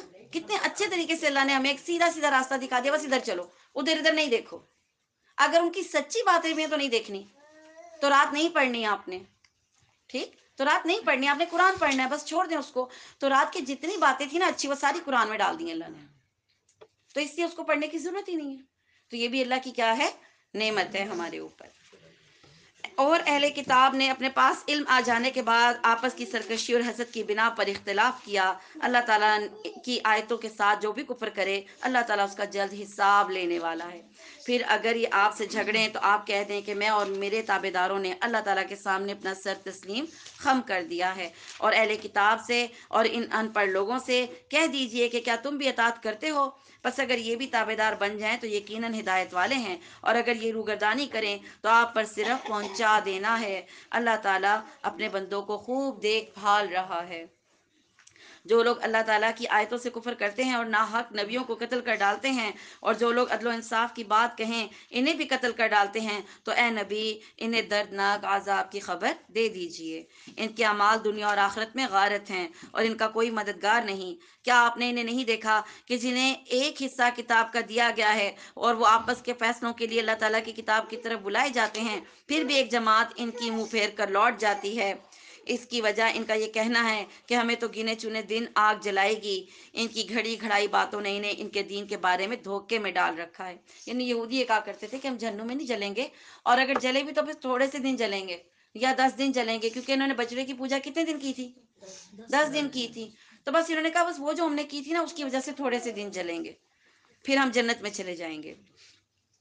بس کیا حال ہوگا جب کہ ہم انہیں اس دن جمع کریں گے جس دن کے آنے میں کوئی شک نہیں، ہر شخص اپنا کیا پورا پورا دیا جائے گا اور ان پر ظلم نہیں کیا جائے گا۔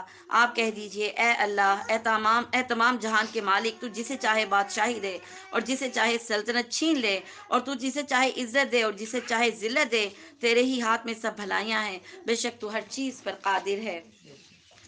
تو ہی رات کو دن میں داخل کرتا ہے اور دن کو رات میں لے جاتا ہے۔ تو ہی بے جان سے جاندار پیدا کرتا ہے اور تو ہی جاندار سے بے جان پیدا کرتا ہے۔ تو ہی ہے جسے چاہتا ہے بے شمار روزی دیتا ہے۔ مومنوں کو چاہیے کہ ایمان والوں کو چھوڑ کر کافروں کو اپنا دوست نہ بنائیں۔ ہم تو نہیں بنا رہے کہیں دوست، ہم کافروں کو اپنا دوست بنا رہے ہیں کہ نہیں؟ نہیں بنا رہے۔ یہود و نصارہ کو اپنا دوست بناتے ہیں؟ ہم ان کے کوئی دن مناتے ہیں؟ مناتے ہیں؟ نہیں مناتے۔ جو نہیں مناتے بہت اچھی بات ہے، لیکن ہم لوگ ان کو اس طرح فالو کرتے ہیں، اس طرح فالو کرتے ہیں کہ جیسے شاید وہ خود بھی آپس میں اتنا فالو نہ کرتے۔ ٹھیک ہے، ہم ان کے دن مناتے ہیں، یہ ان کو فالو کرنا ہوتا ہے۔ ہیپی نیو ایئر کا فنکشن ہوتا ہی ہے، کرسمس میں ایک دوسرے کو مبارکیں بھی دے رہے ہوتے ہیں، ٹھیک ہے، تحفے بھی دے رہے ہوتے ہیں ان کو۔ پھر ویلنٹائن ڈے منتا ہے، اور کون سے دن ہے، mothers day, birth days, mother day, کہاں سے آئے یہ؟ اللہ نے ہمیں صرف 2 ڈے دیے ہیں۔ اب کلچر ڈے بھی آ گیا، اچھا اللہ نے کون سے 2 ڈے دیے ہیں ہمیں جی؟ اور ان 2 دنوں میں ہم کیا کرتے ہیں؟ عید، چھوٹی عید کیسے گزارتے ہیں؟ جو اللہ نے دن دیا اس کا کیا حشر کرتے ہیں؟ ہاں، عصر کے بعد تیار ہوتے ہیں، مغرب کے بعد پھر چینج کر کے سو جاتے ہیں۔ کیا کیا آپ نے یہ؟ اور جو بڑی عید ہوتی ہے اس میں ہمیں ایک ہی ٹینشن ہوتی ہے، بکریاں نے گند پا دیتا، کب صفائی ہو، کب فارغ ہو، کب فریجوں میں جائے، کب ہماری جان چھوٹے۔ تو ان 2 دنوں کو ہم کیا کرتے ہیں، اور باقی دن دیکھیں ہم کیسے مناتے ہیں؟ بازار سج جاتے ہیں، وہ ٹیڈی بیئرز آ جاتے ہیں، وہ ریڈ غبارے آ جاتے ہیں، چاکلیٹس بکتی ہیں، پھول بکتے ہیں، اور لڑائیاں بھی ہوتی ہیں کہ میرے میاں کو یہ دن یاد نہیں تھا، ہیں؟ تو یہ یہود و نصارہ کو فالو کرنا ہے، ٹھیک، کافروں کو اپنا دوست نہ بنائیں. جو ایسا کرے گا وہ اللہ تعالیٰ کی کسی حمایت میں نہیں، مگر یہ کہ ان کے شر سے کسی طرح بچاؤ مقصود ہو، یعنی کہ جنگی حکمت عملی ہے. پھر آپ دوستی ظاہر کرتے ہیں وہ اور چیز ہوتی ہے. اور اللہ تعالیٰ خود تمہیں اپنی ذات سے ڈرا رہا ہے، اللہ تعالیٰ ہی کی طرف سب کو لوٹ کر جانا ہے. کہہ دیجئے خواہ تم اپنے سینوں کی باتوں کو چھپاؤ یا ظاہر کرو، اللہ تعالیٰ تو سب جانتا ہے. آسمان اور زمین میں جو کچھ ہے اسے سب کچھ معلوم ہے. اللہ تعالیٰ ہر چیز پر قادر ہے. جس دن ہر نفس شخص اپنی کی ہوئی نیکیوں کو اور اپنی برائیوں کو موجود پائے گا اور آرزو کرے گا کہ کاش اس کی اور اس کی برائیوں کے درمیان بہت ہی فاصلہ ہوتا، یعنی کبھی کی نہ ہوتی، اتنے دور ہوتے اپنی ان برائیوں سے. اللہ تعالیٰ انہیں اپنی ذات سے ڈرا رہا ہے اور اللہ تعالیٰ اپنے بندوں پر بڑا ہی مہربان ہے. اس کا ڈرانا کیوں ہے کہ آپ کہیں جہنم میں نہ چلے جائیں. ٹھیک ہے، کہہ دیجئے اگر تم اللہ تعالیٰ سے محبت رکھتے ہو تو میری یعنی نبی کی تابعداری کرو. ٹھیک، خود اللہ تعالیٰ تم سے محبت کرے گا اور تمہارے گناہ معاف کر دے گا. اللہ تعالیٰ بڑا بخشنے والا اور مہربان ہے. کہہ دیجئے کہ اللہ تعالیٰ اور رسول کی اطاعت کرو. اگر یوں پھیر لیں تو بے شک اللہ تعالیٰ کافروں سے محبت نہیں کرتا. بے شک اللہ تعالیٰ تمام جہان کے لوگوں میں سے آدم علیہ السلام کو اور نوح علیہ السلام کو، ابراہیم علیہ السلام کے خاندان اور عمران کے خاندان کو اللہ نے منتخب کر لیا ہے. یہ سب آپس میں ایک دوسرے کی نسل سے ہیں. اللہ تعالیٰ سنتا اور جانتا ہے. جب عمران کی بیوی نے کہا ہے میرے رب، میرے پیٹ میں جو کچھ ہے اسے میں نے تیرے نام آزاد کرنے کی نظر مانی ہے، تو میری طرف سے اس کو قبول فرما، یقیناً تو خوب سننے والا اور پوری طرح جاننے والا ہے. یہ مریم علیہ السلام کی والدہ کی منت تھی. انہوں نے ایک نظر مانی تھی، بیوہ ہو گئی تھی اور پریگننٹ تھی، تو انہوں نے کہا کہ جو میرا بچہ ہوگا اے اللہ اس کو میں تیری راہ میں آزاد کر دوں گی. اس دور میں یہ طریقہ ہوتا تھا، جب آزاد کر دیتے بچے بھی اس کو اپنے پاس نہیں رکھتے تھے، اس کو اس انتظامیہ کے حوالے کر دیتے تھے، جو مذہبی انتظامیہ ہوتی تھی وہ اس کو پالتے تھے بچے کو. ٹھیک ہے، اور ان کے خیال میں کیا تھا، یہ دعا کرتے ہوئے کہ بیٹا ہوگا، لیکن بیٹی ہو گئی، مریم علیہ السلام ہو گئی. ٹھیک، تو پھر وہ اب یہی بات یہاں پہ ذکر آ رہا ہے کہ جب بچی کو جنا تو کہنے لگی پروردگار تو نے تو مجھے لڑکی دی، اللہ کو خوب معلوم ہے کہ کیا اولاد ہوئی ہے اور لڑکا لڑکی جیسا نہیں ہے. میں نے اس کا نام مریم رکھا، میں نے اسے اور اس کی اولاد کو شیطان مردود سے تیری پناہ میں دیا. دعا کرنے لگی کہ اللہ اس کو شیطان سے، اس کو اور اس کی اولاد کو شیطان سے بچانا. بس اسے اس کے پروردگار نے اچھی طرح قبول فرمایا اور اسے بہترین پرورش دی. اس کی خیر خبر لینے والا زکریا علیہ السلام کو بنایا. زکریا علیہ السلام ان کے خالو تھے. ٹھیک ہے، تو ان کی پھر یعنی یہ قرہ ڈالا ان لوگوں نے، بڑی بحث کی کہ ہم کیونکہ اس وقت ایسے بچوں کو پالنا ثواب سمجھتے تھے نا لوگ، تو وہ سب کہتے تھے ہمیں دیں اس کو. لیکن جب قرہ ڈالا تو زکریا علیہ السلام کے نام پہ نکلا، تو یہ پھر ان کے پاس پلی. جب کبھی زکریا علیہ السلام ان کے حجرے میں جاتے، ان کے پاس روزی رکھی ہوئی پاتے، وہ پوچھتے اے مریم یہ روزی تمہارے پاس کہاں سے آئی؟ وہ جواب دیتی کہ یہ اللہ تعالیٰ کے پاس سے ہے، بے شک اللہ تعالیٰ جسے چاہتا ہے بے شمار روزی دے دیتا ہے. اسی جگہ زکریا علیہ السلام نے اپنے رب سے دعا کی، کہا اے میرے پروردگار مجھے اپنے پاس سے پاکیزہ اولاد عطا فرما، بے شک تو دعا کا سننے والا ہے. بڑھاپے میں انہوں نے دعا کی تھی، اور بیگم بھی ان کی کیا تھی، بانج تھی. ٹھیک، پس فرشتوں نے انہیں آواز دی جبکہ وہ حجرے میں کھڑے نماز پڑھ رہے تھے، اللہ تعالیٰ نے تجھے یحییٰ کی یقینی خوشخبری سنائی ہے، جو اللہ تعالیٰ کے کلمے کی تصدیق کرنے والا، سردار ہوگا، ضبط نفس والا ہوگا، اور نبی بھی ہوگا اور نیک لوگوں میں سے ہوگا. کتنی اللہ کو اپنے بندے کی دعا پسند آئی کہ اتنی صلاحیتوں والا بیٹا دیا، اور پھر نام بھی خود رکھا. ہمارے ہاں کہتے ہیں اس کا نام دادی نے رکھا ہے، بڑی خوشی سے بتاتے ہیں اس کا نام میرے ابو نے رکھا ہے نا، اس کا نام اس کے نانا نے رکھا ہے. یحییٰ علیہ السلام کا نام اللہ نے رکھا. ہاں، اس سے پہلے کبھی کسی کا یہ نام نہیں تھا، نام بھی اللہ نے رکھ کے بھیجا، کہا اس کا نام یحییٰ ہوگا اور وہ کیا ہوگا، اللہ کے کلمے کی تصدیق کرنے والا ہوگا. پھر اور کیا ہوگا، سردار ہوگا، سرداری ملی انہیں. پھر ضبط نفس، عورتوں کی طرف رجحان نہیں ہوگا اس کا. کئی ہوتے ہیں نا مردوں کی عادت ہوتی ہے، برقے والی بھی جا رہی ہے تو دیکھ رہے ہوں گے، نظر آتی ہے پھر بھی دیکھ رہے ہوتے ہیں. مردوں کی عادت ہوتی ہے نا، فضول عادت ہے، خام خواہ دیکھ رہے ہیں، بیوی پاس بیٹھی پھر بھی دیکھ رہے ہیں. ٹھیک، لیکن یہ ضبط نفس کے اتنا کنٹرول کہ کسی ایسی آزمائش میں پڑنا ہی نہیں ہے، کسی عورت کو دیکھنا ہی نہیں ہے. یہ کتنی اچھی درجے والی بات ہے نا مردوں کے لیے. تو ایسا ہوگا کہ جس کو عورتیں رغبت نہیں دلا سکیں گی، اپنی طرف مائل نہیں کر سکیں گی. ٹھیک، ضبط نفس والا، اور پھر نبی بھی ہوگا اور نیک لوگوں میں سے. کہنے لگے اے میرے رب میرے یہاں بچہ کیسے ہوگا؟ دعا کرتے ہوئے نہیں سوچا، جب دعا کی تب سوچا تھا کیسے ہوگا. اب بس باپ پوچھ رہے ہیں اللہ کیسے ہوگا، میں بالکل بوڑھا ہو گیا اور میری بیوی بانجھ ہے. اللہ تعالیٰ نے کہا ایسے ہی ہو جائے گا، جو اللہ چاہتا ہے کرتا ہے. اللہ کو وسیلوں کی ضرورت ہے؟ نہیں ہے نا. کہنے لگے پروردگار میرے لیے کوئی نشانی مقرر فرما. فرمایا نشانی یہ کہ تم 3 دن تک لوگوں سے بات نہیں کر سکو گے، صرف اشارے سے سمجھاؤ گے. تو اپنے رب کا کثرت سے ذکر کرنا اور صبح و شام اس کی تصویر بیان کرنا. اور جب فرشتوں نے کہا اے مریم اللہ تعالیٰ نے تجھے برگزیدہ کر لیا اور تجھے پاک کر دیا. برگزیدہ یعنی چن لیا اور پاک کر دیا، اور تجھے ساری جہان کی عورتوں میں تیرا انتخاب کر لیا. اے مریم تو اپنے رب کی اطاعت کر اور سجدہ کر اور رکوع کرنے والوں کے ساتھ رکوع کر. یہ غیب کی خبروں میں سے ہے جسے ہم اے نبی تیری طرف وہی پہنچاتے ہیں. تو ان کے پاس نہیں تھا جب کہ وہ اپنے قلم ڈال رہے تھے کہ مریم کو کون پالے گا. یہ قرہ ڈالنے کا ایک طریقہ تھا کہ قلم ہوتے تھے نا اس کو ڈال کر قرہ نکالتے تھے. ان کا طریقہ تھا یہ، کو جس طرف شاید قلم کا رخ ہوتا تھا وہ بندہ اس کی طرف اس کا رخ کر دیا جاتا تھا، یا وہ جیت جاتا. جیسے آپ پرچیاں ڈالتے ہیں، ٹھیک ہے، تو وہ کلمے ڈالتے تھے. تو اس وقت نہیں تھا جب کلمے ڈال رہے تھے کہ مریم کو کون پالے گا، اور نہ تو ان کے جھگڑے کے وقت اس وقت ان کے پاس موجود تھا. جب فرشتوں نے کہا اے مریم تجھے اللہ تعالیٰ اپنے کلمے کی خوشخبری دیتا ہے جس کا نام مسیح عیسیٰ بن مریم ہے. ان کا نام بھی کس نے رکھا؟ اللہ اللہ نے تعالیٰ نے. خود رکھا، مسیح عیسیٰ بن مریم. یہ کون ہوگا؟ یہ دنیا اور آخرت میں ذی عزت ہے، اور وہ میرے مقربین میں سے ہے. وہ لوگوں سے اپنے گہوارے میں باتیں کرے گا. یہ واحد ایک بچہ نبی. اس سے پہلے بھی ایک اور 2 مثالیں ہیں جو گود میں بچوں نے باتیں کی ہیں، لیکن یہ بھی ایک ہے ہم نے عیسیٰ علیہ السلام جنہوں نے گود میں بات کی. اور ادھیڑ عمر میں بھی کرے گا جب دجال نے آنا ہے. پتہ ہے نا آپ کو دجال نے آنا ہے. اس کو کون قتل کرے گا؟ عیسیٰ علیہ السلام آ کر ماریں گے نا. اس وقت بھی پھر وہ تبلیغ کریں گے نا. اس وقت وہ نبی کریم صلی اللہ علیہ وآلہ وسلم کی شریعت کی پابندی کریں گے، صلیب کو توڑ دیں گے، خنزیر کو قتل کر دیں گے. اس وقت سارے عیسائی پھر مسلمان ہو جائیں گے. ٹھیک ہے، تو ادھیڑ عمر میں بھی کرے گا اور وہ نیک لوگوں میں سے ہوگا. کہنے لگیں الہی مجھے لڑکا کیسے ہوگا حالانکہ مجھے تو کسی انسان نے ہاتھ بھی نہیں لگایا. فرشتے نے کہا اسی طرح ہو جائے گا. وہی بات ہے، اللہ کو اسباب کی ضرورت نہیں ہے، ایسے ہی ہو جائے گا. اللہ تعالیٰ جو چاہے پیدا کرتا ہے. جب کبھی وہ کسی کام کو کرنا چاہتا ہے تو صرف کہہ دیتا ہے کن، تو وہ ہو جاتا ہے.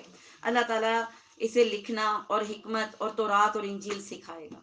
ٹھیک ہے، عیسیٰ علیہ السلام کے اندر یہ سب کوالٹیز تھیں. ان کو پیدائشی طور پہ تورات یاد تھی. پتہ ہے آپ کو تورات ان کو یاد تھی. اس کی وجہ یہ کہ تورات یہودیوں سے گم ہو گئی تھی، وہ ان کو نہیں مل رہی تھی. تورات کی جو سونے کی تختیاں تھیں نا وہ یہودیوں کے پاس نہیں تھیں، اور جو حفاظ تھے جنہوں نے حفظ کی ہوئی تھی وہ تھوڑے سے تھے، اور اس میں بھی یہودیوں نے کیا کیا تھا، اپنی طرف سے ایڈیشن کر لی ہوئی تھی. تو اصل تورات کسی کو بھی یاد نہیں تھی، عیسیٰ علیہ السلام کو اللہ نے یاد کروائی تھی. پھر اس تورات کی تشریح انجیل بھی ان کو دی. انجیل بھی ان پہ نازل ہوئی. حکمت، پھر لکھنا بھی سکھایا، حکمت بھی سکھائی، تورات بھی ان کو سکھائی اور انجیل بھی ان کو دی. ٹھیک ہے، وہ دے گا. اور وہ بنی اسرائیل کی طرف رسول ہوگا. میں تمہارے پاس تمہارے رب کی نشانی لایا ہوں. میں تمہارے لیے پرندے کی شکل کی طرح کا مٹی کا پرندہ بنا. یہ عیسیٰ علیہ السلام کے معجزات تھے. ٹھیک ہے، کہ مٹی کا پرندہ بناتے تھے اور اس کو اللہ کے حکم سے پھونک مارتے تھے تو وہ اڑ جاتا تھا، زندہ ہو جاتا تھا. ٹھیک، اور اللہ کے حکم سے میں پیدائشی اندھے کو اور کوڑھی کو اچھا کر دیتا ہوں. آج ہے کوئی علاج جو پیدائشی اندھا ہوتا ہے؟ اس کا کوئی علاج ہے آج؟ نہیں ہے، آج بھی نہیں ہے. ٹھیک ہے، کوڑی جس کو کوڑ کا مرض ہو جائے، برس کا مرض ہو جائے، اس کا بھی آج کل ابھی تک کوئی ایسا علاج نہیں ہے، سوائے اس کے کیا وہ پلاسٹک سرجری کروا لیں. ٹھیک جی، تو وہ میں اچھا کر دیتا ہوں اس کو اللہ کے حکم سے، اور مردوں کو زندہ کر دیتا ہوں اللہ کے حکم سے. اور جو کچھ تم کھاؤ اور جو اپنے گھروں میں ذخیرہ کرو میں تمہیں بتا دیتا ہوں. یہ بھی ان کا ایک معجزہ تھا کہ اب جیسے آپ نے آج کیا سحری کی کسی کو نہیں پتا نا، اور کیا کیا شام کے لیے ہے وہ بھی کسی کو نہیں پتا. عیسیٰ علیہ السلام بتا دیتے تھے آپ لوگ کیا کھا کر آئے ہو اور گھر میں کیا کیا اس وقت رکھا ہوا ہے، یہ بتا دیتے ہوتے تھے. ٹھیک، اور تمہارے لیے بڑی نشانی ہے اگر تم ایمان والے ہو. اور میں تو تورات کی تصدیق کرنے والا ہوں جو میرے سامنے ہے، اور میں اس لیے آیا ہوں کہ تم پر بعض وہ چیزیں حلال کر دوں جو تم پر حرام کر دی گئی تھیں. اور میں تمہارے پاس تمہارے رب کی نشانی لایا ہوں اس لیے کہ تم اللہ تعالیٰ سے ڈرو اور میری فرما برداری کرو. یقین مانو میرا اور تمہارا رب اللہ ہی ہے، تم سب اسی کی عبادت کرو اور یہی سیدھی راہ ہے۔ یہ اصل جو مین تبلیغ تھی وہ عیسیٰ علیہ السلام کی یہی تھی کہ اللہ کی عبادت کرو جو میرا اور تمہارا رب ہے۔ عیسائی آج کیا کر رہے ہیں؟ عیسائی کیا کر رہے ہیں آج؟ وہ عیسیٰ علیہ السلام کی عبادت کر رہے ہیں، وہ کہتے ہیں حضرت عیسیٰ اللہ کا بیٹا، ہاں بیٹا بھی کہتے ہیں، عبادت بھی کرتے ہیں نا ان کی، پھر نہ صرف ان کی عبادت کرتے ہیں، ان کی ماں کی بھی عبادت کر رہے ہیں، پھر جبریل علیہ السلام کی بھی کر رہے ہیں عبادت۔ حالانکہ عیسیٰ علیہ السلام نے کیا کہا تھا؟ اللہ کی عبادت کرو جو تمہارا بھی رب ہے جو میرا بھی رب ہے، ٹھیک، اور اسی کی میری فرما برداری کرو اور یہی سیدھی راہ ہے۔ مگر جب عیسیٰ علیہ السلام نے ان کا کفر محسوس کر لیا تو کہنے لگے اللہ کی راہ میں میری مدد کرنے والا کون کون ہے؟ تو یہ چند حواری تھے، حواری، انہوں نے کہا تھا کہ ہم اللہ کی راہ کے مددگار ہیں، ہم اللہ تعالیٰ پر ایمان لائے اور آپ گواہ رہیے کہ ہم تابع دار ہیں۔ یہ 12 کچھ 14 اس طرح کچھ لوگ تھے، بالکل گنتی کے چند لوگ، ٹھیک۔ اے ہمارے پالنے والے معبود، ہم تیری اتاری ہوئی وحی پر ایمان لائے اور ہم نے تیرے رسول کی اتباع کی، پس تو ہمیں گواہوں میں لکھ لے۔ اور کافروں نے مکر کیا اور اللہ تعالیٰ نے بھی خفیہ تدبیر کی، اور اللہ تعالیٰ سب خفیہ تدبیر کرنے والوں سے بہتر ہے۔ خفیہ تدبیر کیا کی تھی انہوں نے؟ عیسیٰ علیہ السلام کو قتل کرنے کی۔ اللہ نے کیا خفیہ تدبیر کی؟ ان کو زندگی آسمانوں پہ اٹھا لیا، اور جو بندہ لے کر آیا تھا اس کا چہرہ عیسیٰ علیہ السلام جیسا بن گیا، اور وہ لوگ حیران بھی ہوئے تھے کہ جسم کالا تھا چہرہ گورا تھا، ان کو خود بھی نہیں سمجھ آ رہی تھی کہ یہ ہیں کہ نہیں ہیں، لیکن بہرحال انہوں نے کیا کیا؟ اس کو قتل کر دیا، سولی چڑھا دیا، لیکن شک میں ہی رہے، آج تک وہی کرتے ہیں، شک ہے نا، شک میں رہے، ٹھیک ہے۔ جب اللہ تعالیٰ نے فرمایا اے عیسیٰ میں تجھے پورا لینے والا ہوں اور تجھے اپنی جانب اٹھانے والا ہوں اور تجھے کافروں سے پاک کرنے والا ہوں اور تیرے تابع داروں کو کافروں کے اوپر غالب کرنے والا ہوں قیامت کے دن تک، پھر تم سب کا لوٹنا میری ہی طرف ہے، میں ہی تمہارے آپس کے تمام تر اختلافات کا فیصلہ کروں گا، پھر کافروں کو تو میں دنیا اور آخرت میں سخت تر عذاب دوں گا اور ان کا کوئی مددگار نہ ہوگا، لیکن ایمان والوں اور نیک اعمال والوں کو اللہ تعالیٰ ان کا ثواب پورا پورا دے گا، اللہ تعالیٰ ظالموں سے محبت نہیں کرتا۔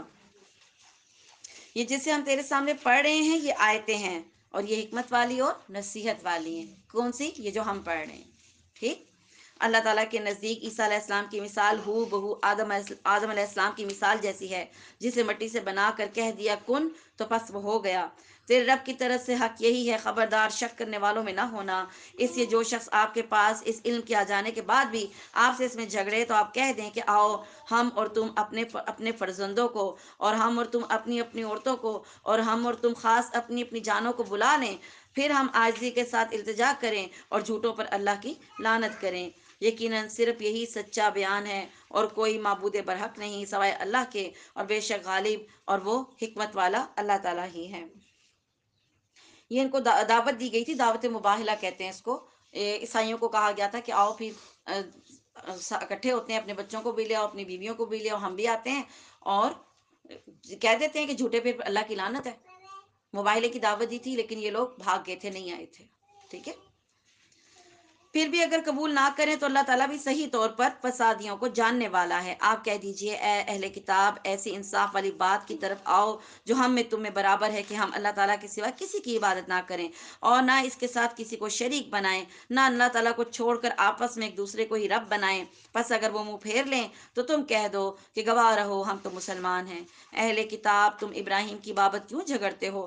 حالانکہ تورات اور انجیل تو ان کے بعد نازل کی گئی تھی، کیا تمہیں پھر بھی سمجھ نہیں آتی؟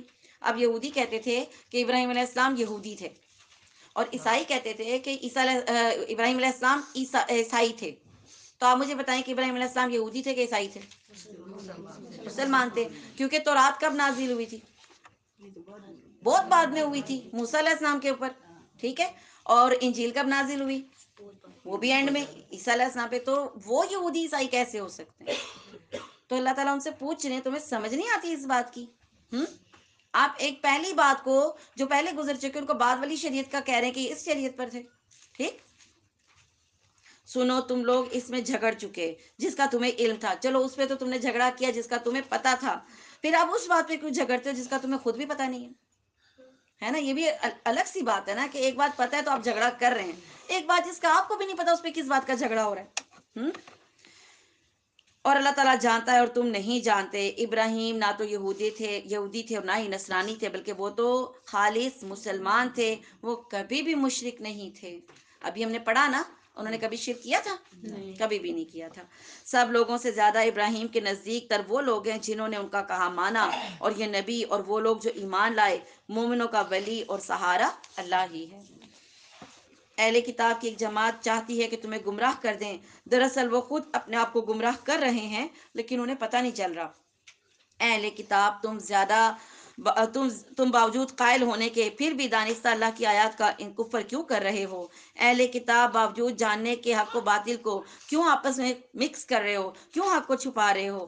اور اہل کتاب کی ایک جماعت نے کہا کہ جو کچھ ایمان والوں پر اتارا گیا ہے اس پر دن چڑھے تو ایمان لے آؤ اور شام کو انکار کر دو. یہ بھی ان کی ایک سازش تھی کہ صبح جا کے ایمان لے آنا، شام کو کافر ہو جانا.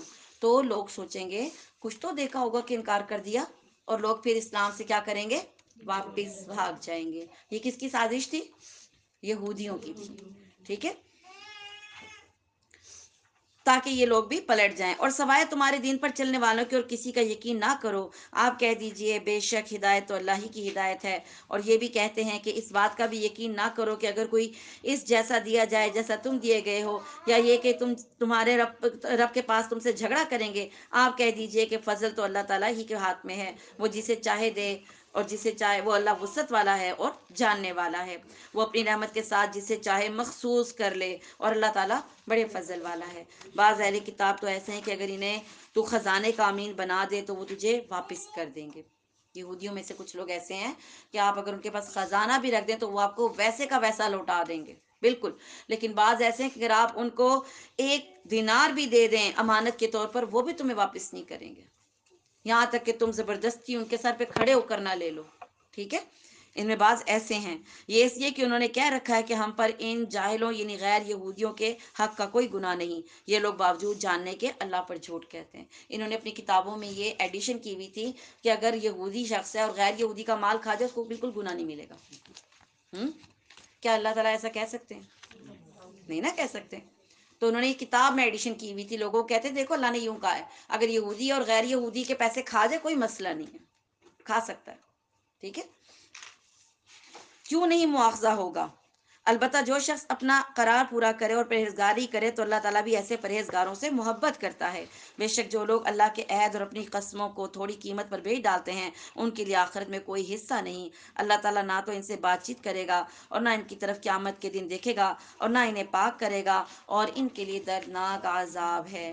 یقیناً ان میں ایسا گروہ بھی ہے جو کتاب پڑھتے ہوئے اپنی زبان مروڑتا ہے.